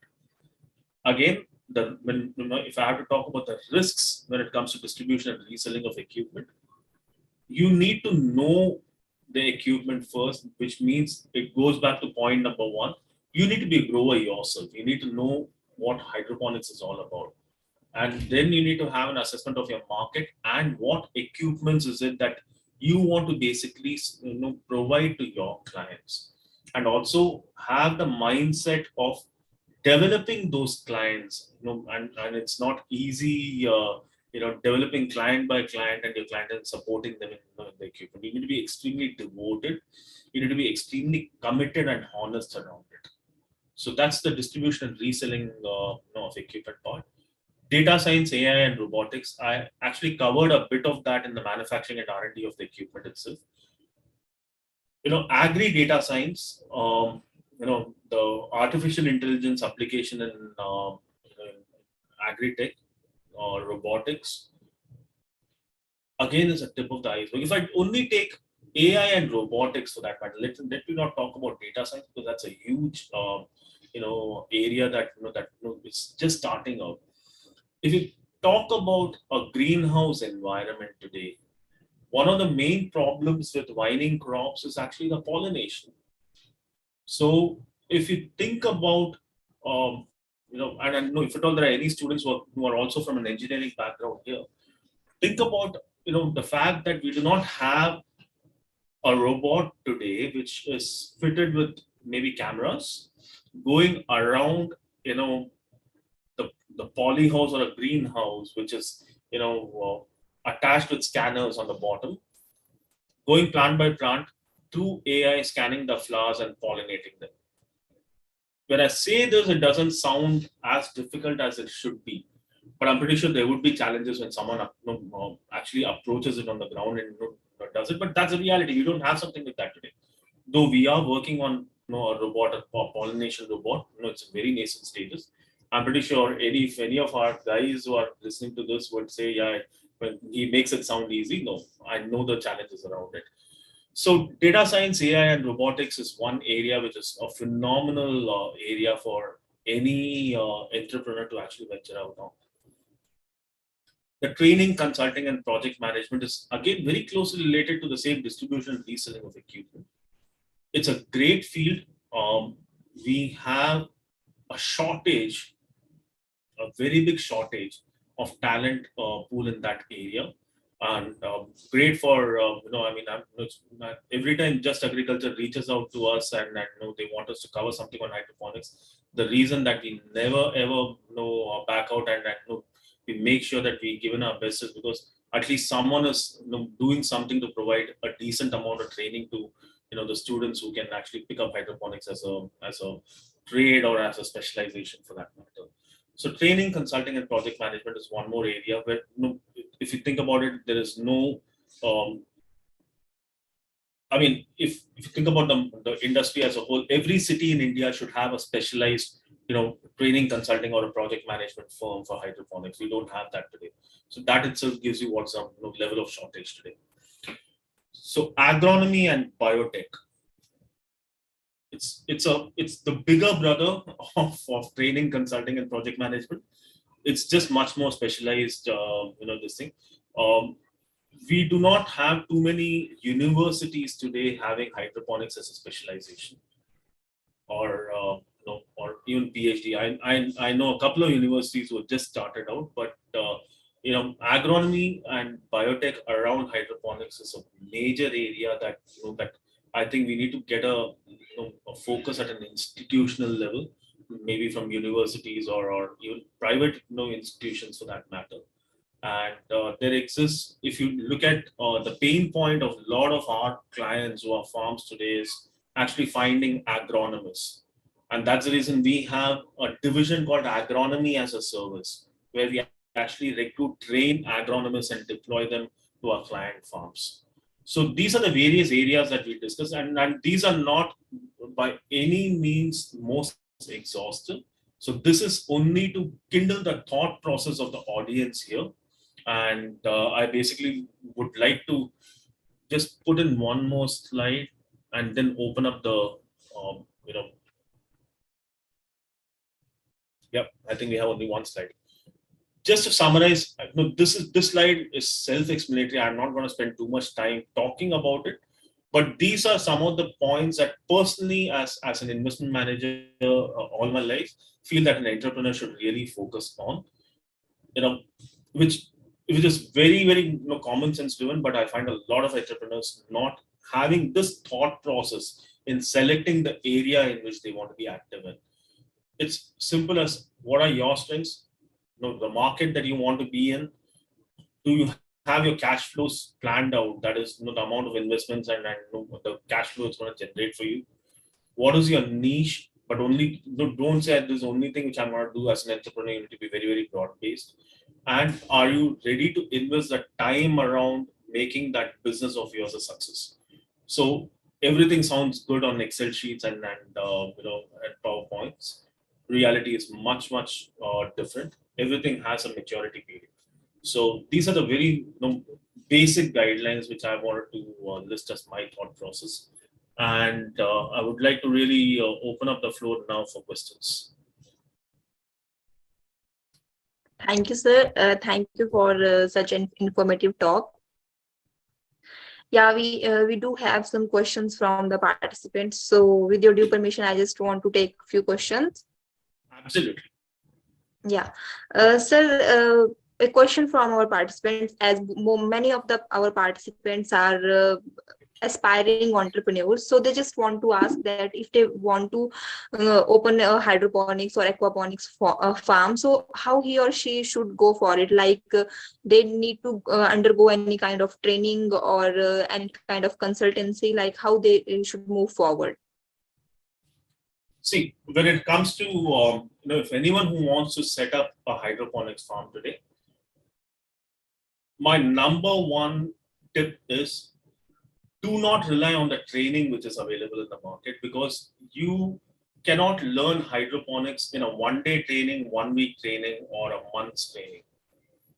In fact, the best thing you can do for yourself is pick up this book called Hydroponics for the Home Grower and Hydroponics Home Production, which was written in 1970s. And there are 4 books by the author. Read it and build yourself a small farm. In fact, if you go to slide number 2, you actually saw a case study of what we did to a client of setting up a small farm in his basement. So nothing beats practical experience. And I can't think of a single training, not just in India, anywhere in the world where you can learn hydroponics in 3 days or 3 hours or 1 day. Practical experience is very important. So before you go and set up your own farm from a commercial perspective, understand that you're 1 year away at least from a commercial setup, because you need to have practical experience. So set up small, your bedroom is enough. Your balcony is enough. That's all you need. Understand the basics of growing, make your mistakes, and very, very importantly, it sounds exciting when you start thinking about it. The reality is, are you getting your successes and are you motivated enough 3 months from then? So do not make the capital mistake. Start small, learn, and anything related to agriculture for that matter. When I moved from my earlier investment banking role to to doing this full time, I was already a grower for 15 years. I was doing that. I traveled around the world visiting hydroponic farms for 15 years, learning, and then trying to do what we are doing today. It keeps me motivated. Even every day is a new day. I learn something new, and it puts a smile on my face. So anyone who wants to make hydroponics their profession, make sure that it puts a smile on your face. So do that at a small scale, at least for a few months before you take the plunge. Thank you, sir. You said it very rightly that it's not possible to get all the knowledge about hydroponics in just a lecture of 30 or to 45 minutes. So I'm sure that in future we will get specific training on hydroponics for our participants. Another question which I want to ask from on the behalf of our participants is that how one can work with urban farming, like how they can just contact urban farming for training, internship, or placement opportunities. Well, I mean, when it comes to depending upon what your skill set is. So if the areas that we are active in personally is, we have one boring business which is manufacturing, where it's nothing to do with agriculture specialists. But there are other interesting areas like agronomy. We have agronomy as a service. And if you are interning and you want to be a junior agronomist with us, you can mail us on the email ID or fill up the form on our website. If we have a farm in and around where you stay, we can actually arrange an internship for you. Or if you're willing to travel and stay, yes, that can be worked out. And for anyone who's more a tech-oriented person, we are always in the lookout for coders and IT guys or hardware embedded guys who understand farming. In fact, we are the only firm, I think, where we have cross-training, where we send embedded programmers to the farm so that they can learn about what the requirements are at the ground level. That helps them in the programming. So these are the various areas. Okay, sir. It was indeed a very wonderful question, and we don't have many more questions. So in future, if we get any other question, our team will send the questions through mail and get the answers from you. Excellent. Thank you, sir. Thank you so much for such an insightful talk. Thank you, Himani. I'll look forward for the next time. Thank you, sir. Sure. So moving ahead now, I would like to hand over this virtual podium to Dr. Piyush. So Dr. Piyush, are you there? Yes, ma'am. Very good evening. Good evening, sir. Yeah, you may proceed now. Yes. Thank you so much, Himani ma'am. And thank you so much, sir, for delivering a wonderful talk. Moving ahead with the last lecture of today's session, as our next speaker is Dr. Prashant Joshi, sir. Before sir will deliver his lecture, I would like to give a brief introduction of our speaker. Dr. Prashant Joshi, sir, is working as a senior scientist horticulture in Dr. PDKV, Akola, Maharashtra since 2006.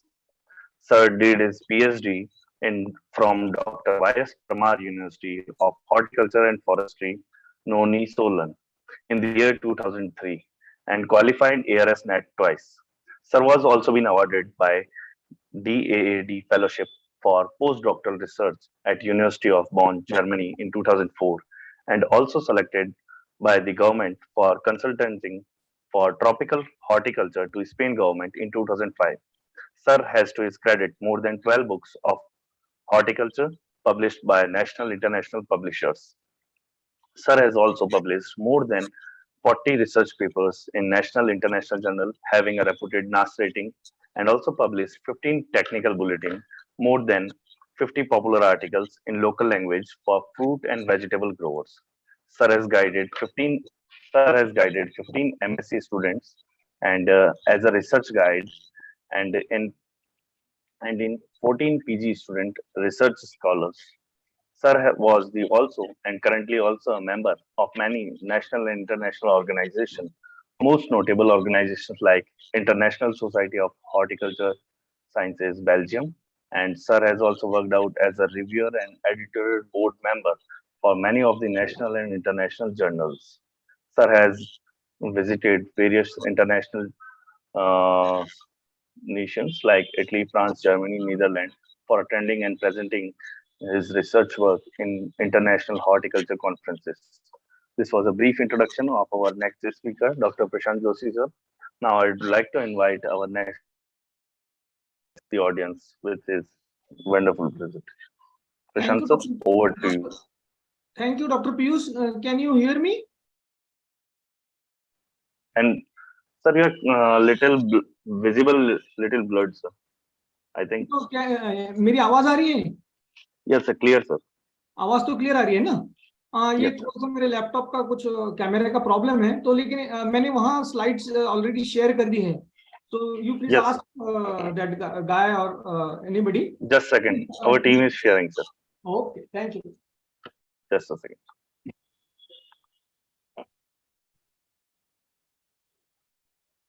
So good evening, every participants. So it's my pleasure to deliver lecture in front of you. This means more than 200 participants from around the country. They are faculty members, some students, some entrepreneurs. So it is a nice group to interact. Here I am not delivered a lecture from my side. It is just a two-way communication. So we'll proceed as a two-way communication. And a very interesting topic. I will not take much your time because from the last 4.5 hours, you are sitting and attending this international training and national workshop. So it is my prime duty to address my lecture or discuss my lecture in a very few minutes. I will finish it rather. So hope you will not both. So we'll continue like a 2020 game. So you just start with this slide, please. Next slide.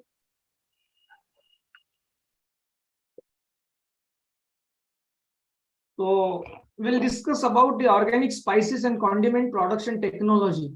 So it is the future of farming technology and agri-entrepreneurial development. As we know, means India is enjoying in horticultural fruits and vegetable produce first and second rank across the globe, and we have a lot of export commodities. Then domestic use is there, some in processing industries. So there are so many businesses, agri entrepreneurship develops. There are government of India has initiated a lot of startups, business projects across the country, and they are getting momentum in the last few years. So after this pandemic arena, you know, the importance of healthy foods is the priority of every countryman, and this is the solution because organic spices and condiments. So these different spices and condiments are the daily part in our daily diet. As we know, from north to south or east to west, so we have used turmeric, ginger, and all your coriander, capsicum. So this is a very, very useful community, and it has some benefits, your nutritional benefits also, then export benefits. So we discuss and we focus and we keep light on this aspect. So most of the slides are very self-explanatory, and we move hurriedly. So next, please. Next slide, please.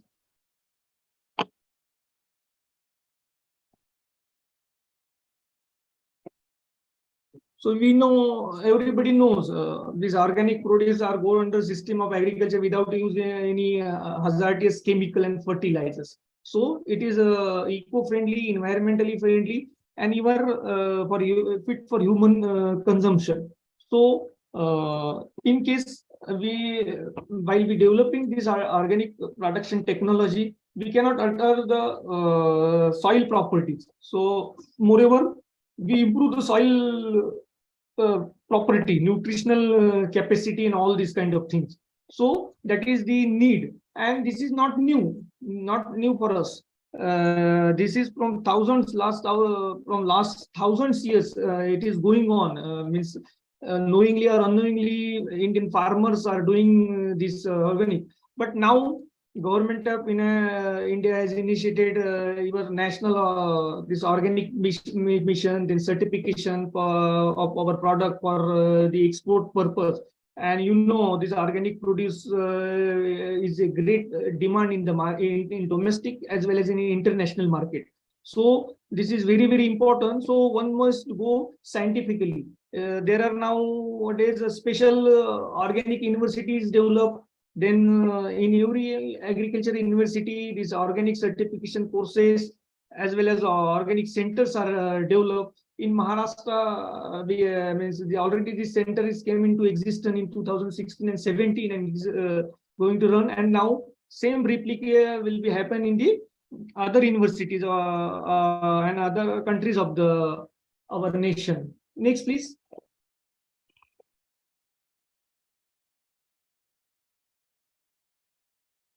So previous one, hurriedly 3-4 slides are skipped. So this is the very, very important things. Everybody is hear me? No problem of sound?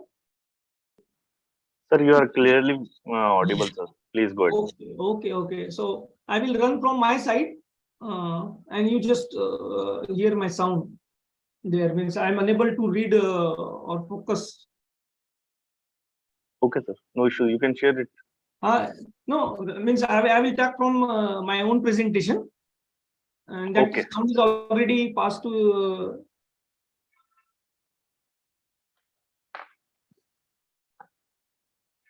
so India is gifted with lot of this potential.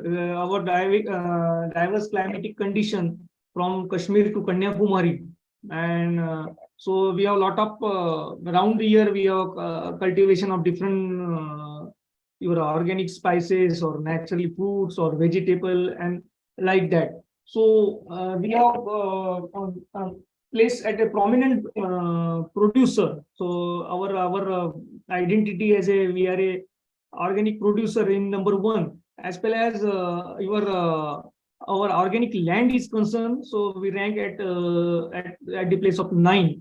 So in 2017-18, before this Corona era, India produced nearly 1.70 million metric tons of certified organic products, which includes your oilseed, sugar cane, cereals, millets, cotton, pulses, medicinal plant, tea, fruits, vegetables, spices, dry fruits, and vegetable coffee tricks. So just before that, just I want to know what is the difference between spices and condiments. We repeatedly use this kind of terminology. So these are some natural plant vegetable products or mixture. They are used to mainly for improving the flavor, aroma, and pungency to the food. As we in culinary purposes, it's used. So in soap, soups we use. It's different beverages, different काढ़ा aromatic जैसे हम काढ़ा देते हैं, कोई तुलसी का juice पिलाते हैं. So in all that this is known as spice, and condiments it including means it add the taste. So India is known as the land of spices, and almost all the spices and condiments are grown around here in the country. So this is the major spices crops in area. I will not go into detail. So the different these spices: pepper, ginger, chili, turmeric, garlic, cardamom, and cardamom and elaichi, coriander, cumin and jeera powder, fennel, fenugreek, धनिया, अजवान, जिसे हम ओवा बोलते हैं हमारे यहाँ local language में. तो ये सारी इसका मेजर स्पाइसेस है, अराउंड द कंट्री ग्रो होती है. So this is the production aspect. So in production में टर्मरिक का रोल है, और टर्मरिक की मैं केस स्टडी बाद में यहाँ प्रेजेंट करूंगा आपके सामने.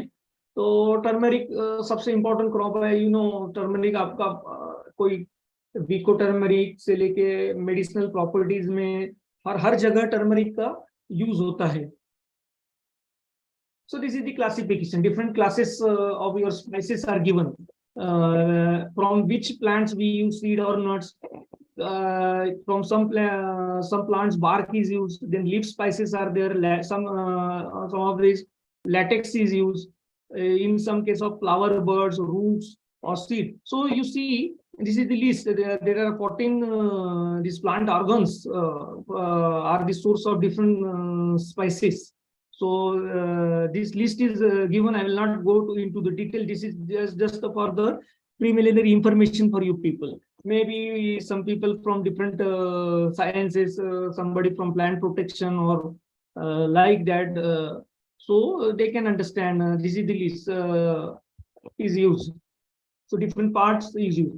So this is the conventional classification of spices and condiments. You see, some are hot spices are there. You know, we used to go nowadays. Is winter already started, so we used to go for different soups. So some spices are add not only add the flavor, but it is nutritionally healthy and medicinally has a great potential and great value.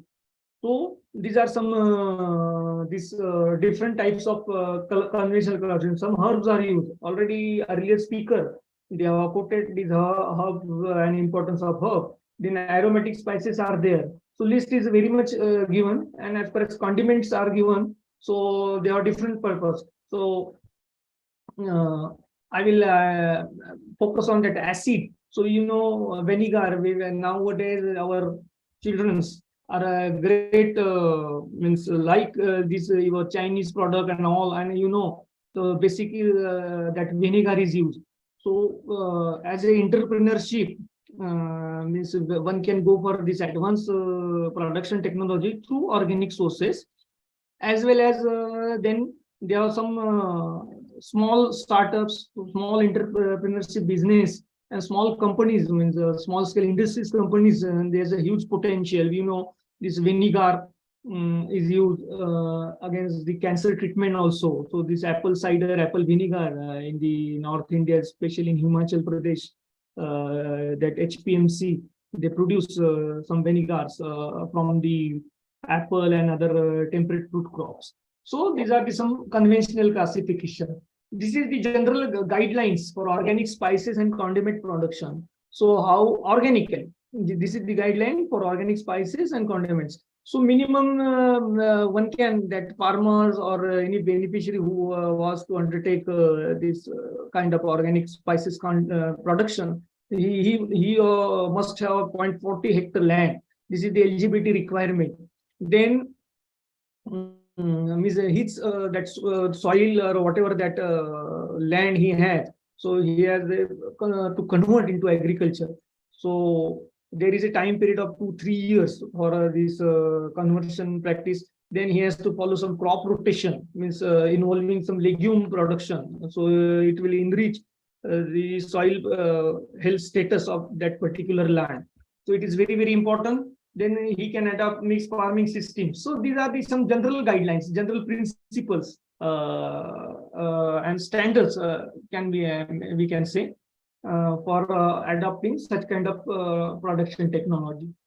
So that is there, means this is the eligibility criteria, and this is so this is the standard pattern. One can alter accordingly like that. So these are some specific technologies are available with respect to crop and all kind of thing. The seed spices like, you know, coriander and हमारा धनिया बोलते हैं, cumin and जीरा, fennel, soap, बड़ी soap बोलते हैं हम, fenugreek and मेथी. तो ये इसका बहुत बड़ा मार्केट है in Germany, in the Netherlands, USA and Japan. उसके बाद इसके already this common cultural practices is standardized as far as seed spices is concerned, and it is available in respective universities, some national centers for organic. It is available at Faridabad. So one can take the reference of the technology and follow the standard of technology. Then in this such practices involve gap, that is good agricultural practice, then good management practice, GMP what we call, then good hygiene practices, because this commodity is very, very great concern, and it has a tremendous export potential as well as nutritional capacity and export that is we are interested in the earning dollars. So we must have this follow gap, then your GMP and GHP. It is very, very necessary. And almost all spices have the processing. Processing means after its harvesting, we go for different technologies that earlier speaker Dr. Saab has tell your drying and all. So उसमें drying करना पड़ता है and different value added products बनाने हैं. So it has a specific technology for particular crops. For ginger, dried ginger में convert करने के लिए there is different technology available at Calicut, Kerala, or Kasargoda, Kerala, where national this spices technology. Some technologies are developed at your Ajmer. So as earlier I told, this organic turmeric production, because turmeric is very, very important crop as far as this spice and this condiment is concerned, and you know it's a huge potential in pharmaceutical industries, in cosmetic industries, in our daily use. So it plays a very, very important role. And earlier, in some last recent year, you might be observing there is a tussle between India and American authorities about patenting the technologies and all. So you see very huge potential.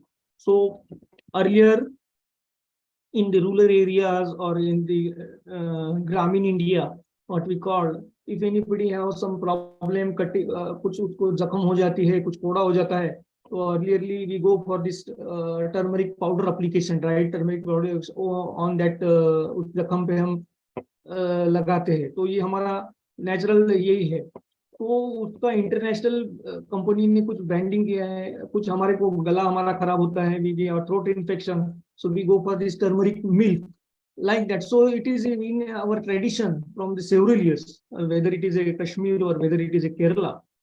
So means some recently these multinational companies came out and they are selling these turmeric powders, this ball per ball 40, 50, 60 rupees on Amazon and some these websites. So this is our practice, and it is a huge potential, and they are earning billions of dollars from it. So this is about the general information of turmeric. I will not go into the detail. So we are the largest turmeric producer, and in almost Andhra Pradesh, Orissa, Tamil Nadu, Maharashtra, Assam, and Karnataka are the major producer of this turmeric. So this is the area and production status of turmeric in India. Everybody is hearing me? No issue? Hello? Hello? Yes, sir. That's I'm concerning on that. So this is the area and production of turmeric in India. You see, right from 50s, after post-independence up to 2070s, we are in an increasing trade. Here and after there, some production are reduced due to that specific years, some problem like that. But it was in a increasing trade and huge potential is there.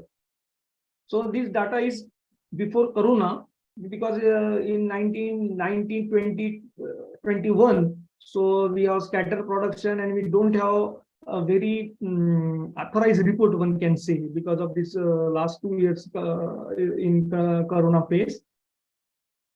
So this is the Indian production centers. So Andhra Pradesh, already I put that Tamil Nadu, Andhra Pradesh, Orissa, West Bengal, Maharashtra, Assam. So you see all parts of the country, this turmeric is growing.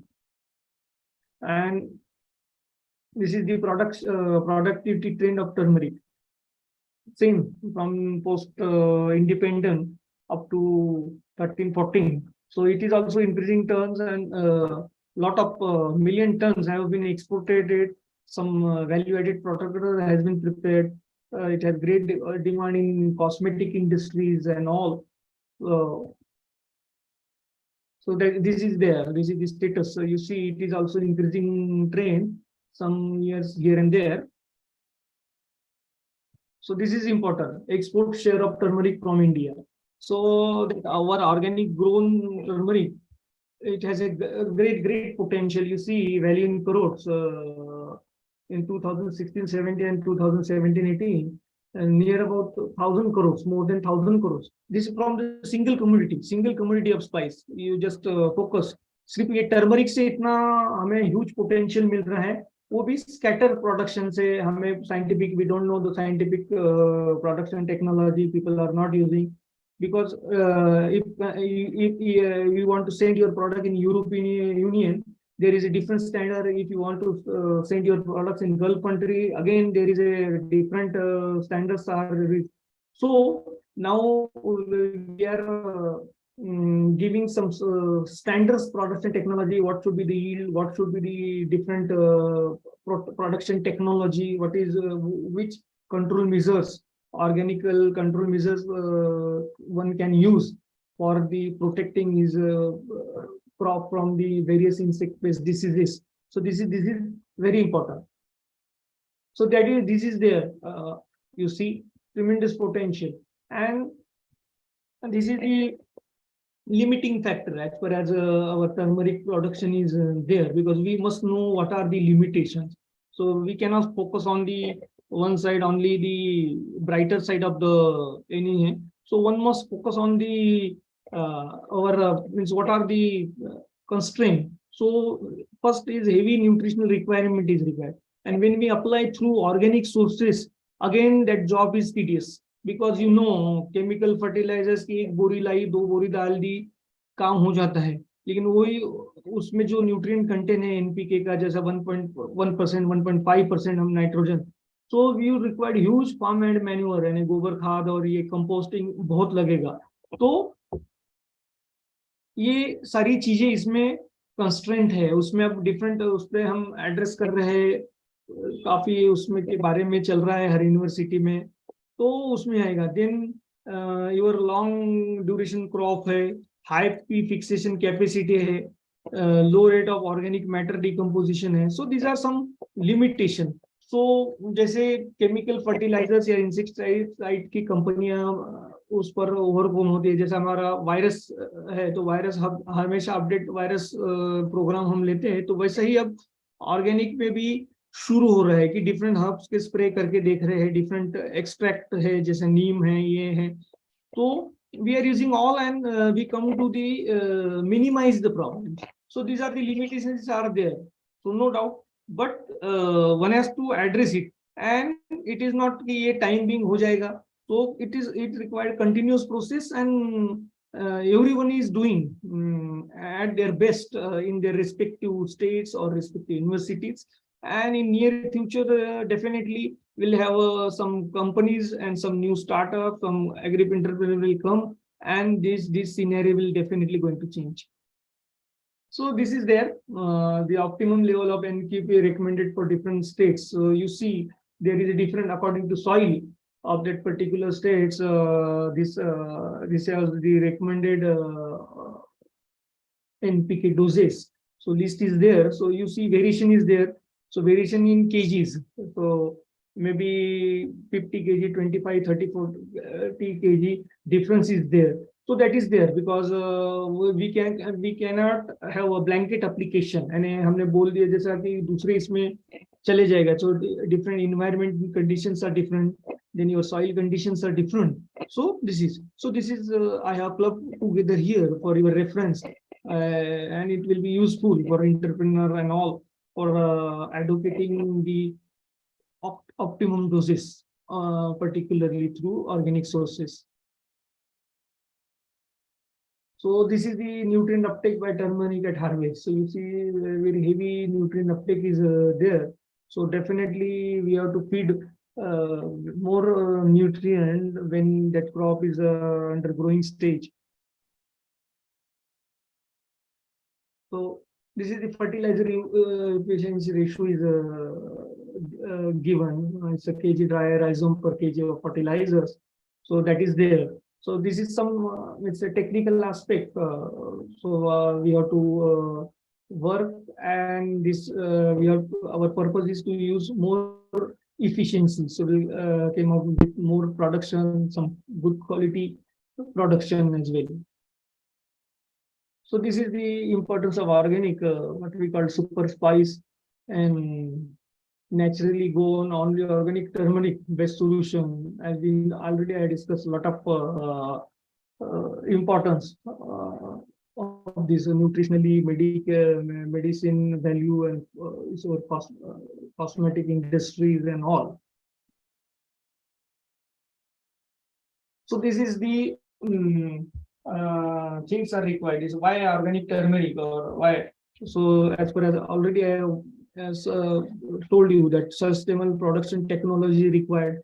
It should be from disease-free. It will be fit for consumption nutritionally for domestic or as well as international market. Then export opportunity. We have tremendous. Yes, earlier you that slide you saw crores, 1,000 crores, more than 1,000 crore rupees from the single commodity. So we come and we can double it in near future. Then demand already domestic and foreign demands is a huge demand. So we have to mitigate that demand by this organic production sources, or other advanced future advanced technology production concern. Then again, when we use organic sources nowadays, because its availability is limited compared to your chemical fertilizers and all. So minimizing our cost of production. When we minimize our cost production, definitely will be more benefit while we exporting our commodity at domestic market as well as international market. Then health benefit, as already I uttered so many times. So this is the productivity chart is given. You see organic versus conventional. Conventional means somebody use chemical fertilizer, somebody use mixed integrated approach is there. So this is it. So you see in the BC ratio column in the last. So that is not much difference. It is 2.03 versus conventional. So BC ratio is more. Though means that our organic production or organic farms are in scattered, not uniform, just like your traditional or conventional system. So not much difference. You see inputs at the same time, inputs required more, but that cost, whatever you produce, this organic produce will get more price. You see in the malls, different malls in the metropolitan cities will get that organic products at higher rates, whereas your this chemical grown products will get at lower price comparatively. But this is up to days. This is for the high class or high society. But after this pandemic, you know, everybody is talking about healthy food, antioxidants and all. So now it is the high time to undertake such kind of advanced organic production technology of each commodity, not only spice condiments, but we can go in any horticultural or agronomical crop and develop packages and practices. Then this organic management and inputs. So different inputs we use: vermicompost, green leaf manures, crop rotation, biological management is there, then animal husbandries. So this is the general management practices. So according to crop specific and area, one can go and apart from the standard technology, one can add additional input also, whatever manures in some fisheries are there in the coastal area.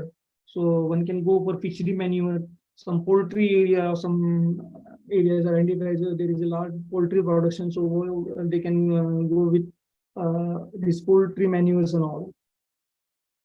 So these are some this organic manures and bioenergy inputs are there in this slide. So this is the organic termination conversion plan is I have discussed here. So at least 18 to 20 months are required to convert that farm into from chemical or conventional to organic. So the time is varies from soil to soil or state to state or climate to climate. So it is used in the packaging, storage, grinding, polishing, and all harvesting. So different chains events are there, and every stage there is a tremendous group. Means scientific harvesting or scientific cooking is there. Some manpower is definitely required, so that will create the employment naturally. Then polishing, coloring is a different aspect. One, I will quote here one example. When we go for construction of our own house, we have different tikidars. Like civil work is there, electric work is there, water that work is there, then painting work is there.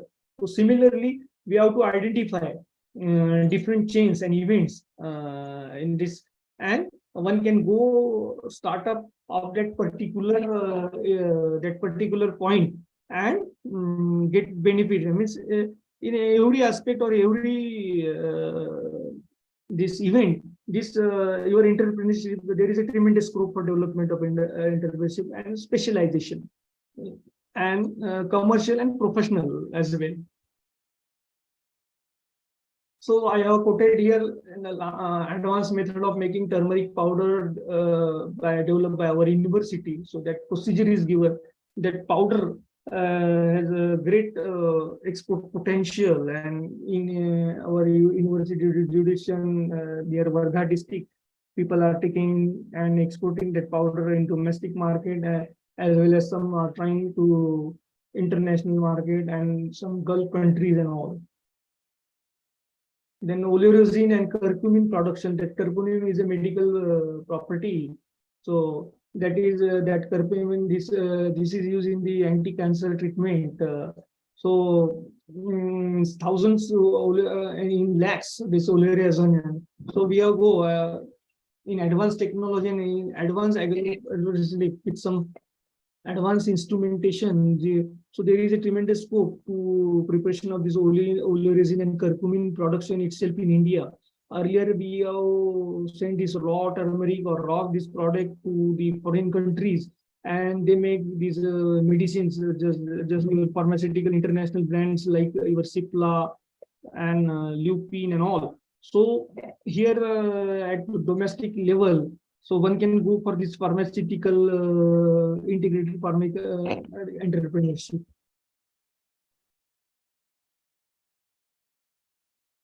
So these are some opportunities in export. Already I have mentioned here some agencies I have quoted here, APEDA.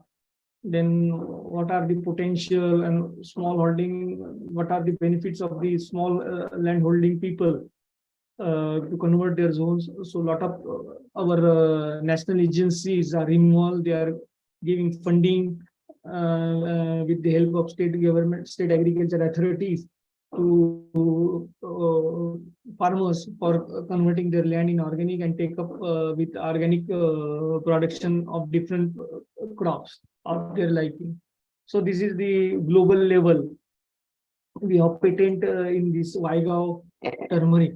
So Vaigao turmeric is Vaigao is a place near Wardha. Wardha, you know, जो महात्मा गांधी जी से की वजह से काफी famous है, तो वहाँ के लोगों ने इसका ये लिया है, जियोग्राफिकल इंडेक्शन ये लिया है. ये variety doing very best. Similarly, some that Tamil Nadu variety Salem is also has a great demand in the national international market. So that is the region specific and that particular area specific. So precision farming is going on.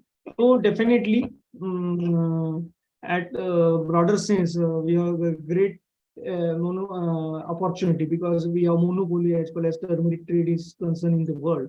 Then after this patenting and all, so we'll again act as a global leader, and we can develop our small startups and entrepreneurship in the small grassroots level. That will be helpful by all means.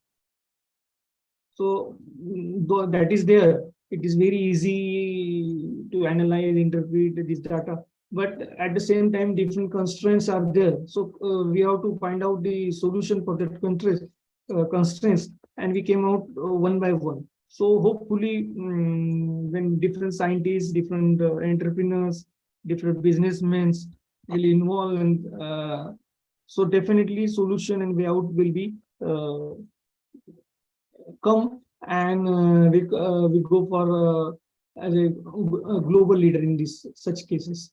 So we have a lot of data. 250 vision is already 2050 vision is already come.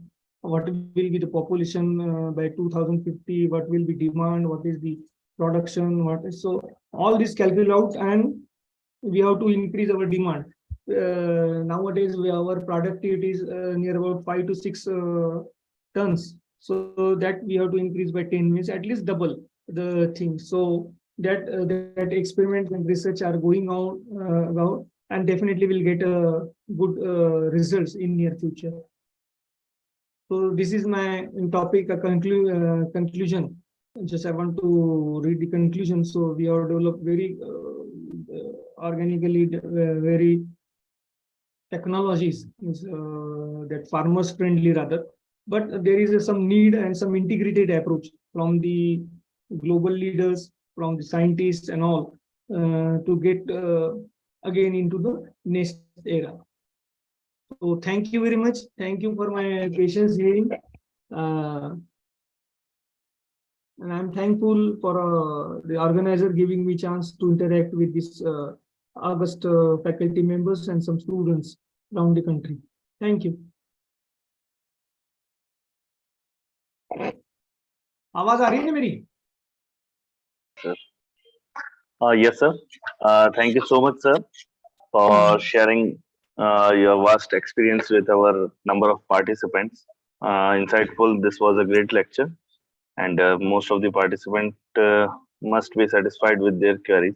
Sir, there are a few questions from our participants. Participants, you can please raise hand and please ask and interact with the sir. I can see Ms. Akansha has raised her hand. Akansha, please ask a question to the sir. Please.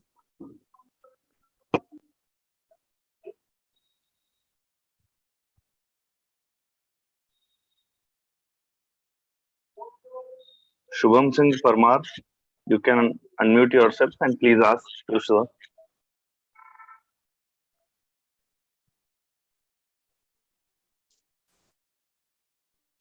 Hello, sir. Am I audible? Yes, you are audible. Please go ahead. Yes, sir. I am asking about how can we select the gene which we can transfer for greater productivity and vigor. Okay. Already, जैसे region specific है ना, already varieties has been developed by different university है ना. Just Yes. I quote one example of this Vaigao हळद. So Vaigao is the name of variety. Just like हमारा दशहरी आम है ना. Yes, sir. दशहरी का नाम सुना है, या आप महाराष्ट्र का Hapus Alphonso mango. Yes, sir. Yes, sir. Yes, sir. तो वैसा ही ये वाइगाव हळद जो टर्मरिक है ना. Yes, sir. हाँ, वैसी वेराइटी. जैसे एक सेलम नाम यूज किया था मैंने अभी. सेलम ये तमिलनाडु में वो टर्मरिक चलती है ना ज्यादा. तो आपने देखा होगा. हाँ, तो बायोटेक्नोलॉजी हमारा जो मैंने अभी एक यूज किया था ना, उसमें जो अल्कोलॉइड है कर्कुमिन नाम का, वो एंटी कैंसरल प्रॉपर्टीज के लिए है ना. Okay sir. तो उसका अभी presently that range is in between 4 to 6% है ना. तो ultimately our aim is to increase, यानी उसमें ज्यादा कंटेंट आ जाएगा, ऐसी वेराइटीज डेवलप करना है. बराबर है. Okay sir. So we are crossing that means we are finding means different content. Curcumin कैसा increase होता है ना. The gene should be transferred in water or direct in crops. Sorry. Genes which will be transferred. We should transfer it to in hydroponics. We will transfer it to water or direct in plants. नहीं, plant में होगा, water में तो नहीं होता है ना. Means I am not the specialist biotechnologist or I am not the means the exact in a position to answer your query, just what I'm telling that varieties hai na, so selection of varieties very important. Okay, so the things you are asking, that is a biotechnological approach. Okay, so that is the standard biotechnological method developed when we develop these transgenic plants and all. Okay.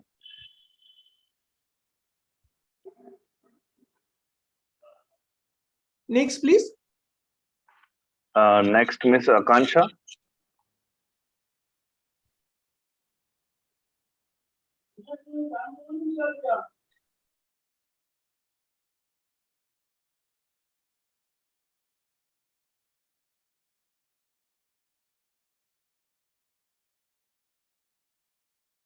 Hello. Yes, sir. I think all the participants have no queries, and only there was one curious. Okay.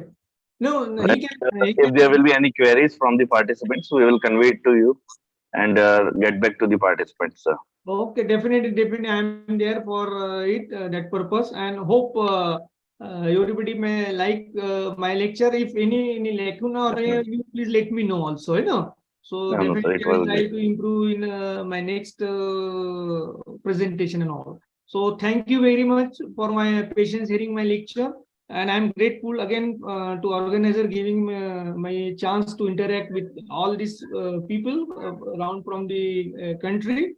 Thank you very much, and with the best wishes for remaining training. I hope everybody is enjoying this training. So enjoy, be safe there, and thank you very much, and good night. Thank you, sir. So just one question there is in the chat box, sir. Please. Yes, Okay, sir. okay, no Yes, problem. sir. Yes, sir. One participant is asking, sir, that you are working especially on the turmeric or any more crop. So, is there any personal PI or contact details you can share? That your details we will share with the participants. And is there any other scientist particular working on turmeric? Working on the horticulture. So especially Yes, sir. my specialization in fruit crops, you know. Yes, sir. Even fruit crops. So I work on strawberry, I work on custard apple, and mostly I am from central India. So citrus, यहाँ जो नागपुरी संतरा और ये है तो उसमें मैंने काम किया है. So in addition, I am working as a subject matter specialist or scientist in this organic vegetable production as well as the spices production in the university. So one can ask any query about any horticultural crops. So definitely I will get back to those people, and with my best of knowledge I can share my views. Okay. Thank you so much, sir. So participants, thank you for being with us, and special thanks to Dr. Prashant Joshi, sir, for delivering a great lecture. Now we will having tomorrow sessions in 2 segments, in the morning session and the evening session. All the participants will be informed in the WhatsApp group about the timing and schedule of the next lecture. Thank you, thank you all for joining today's session. Thank you, sir.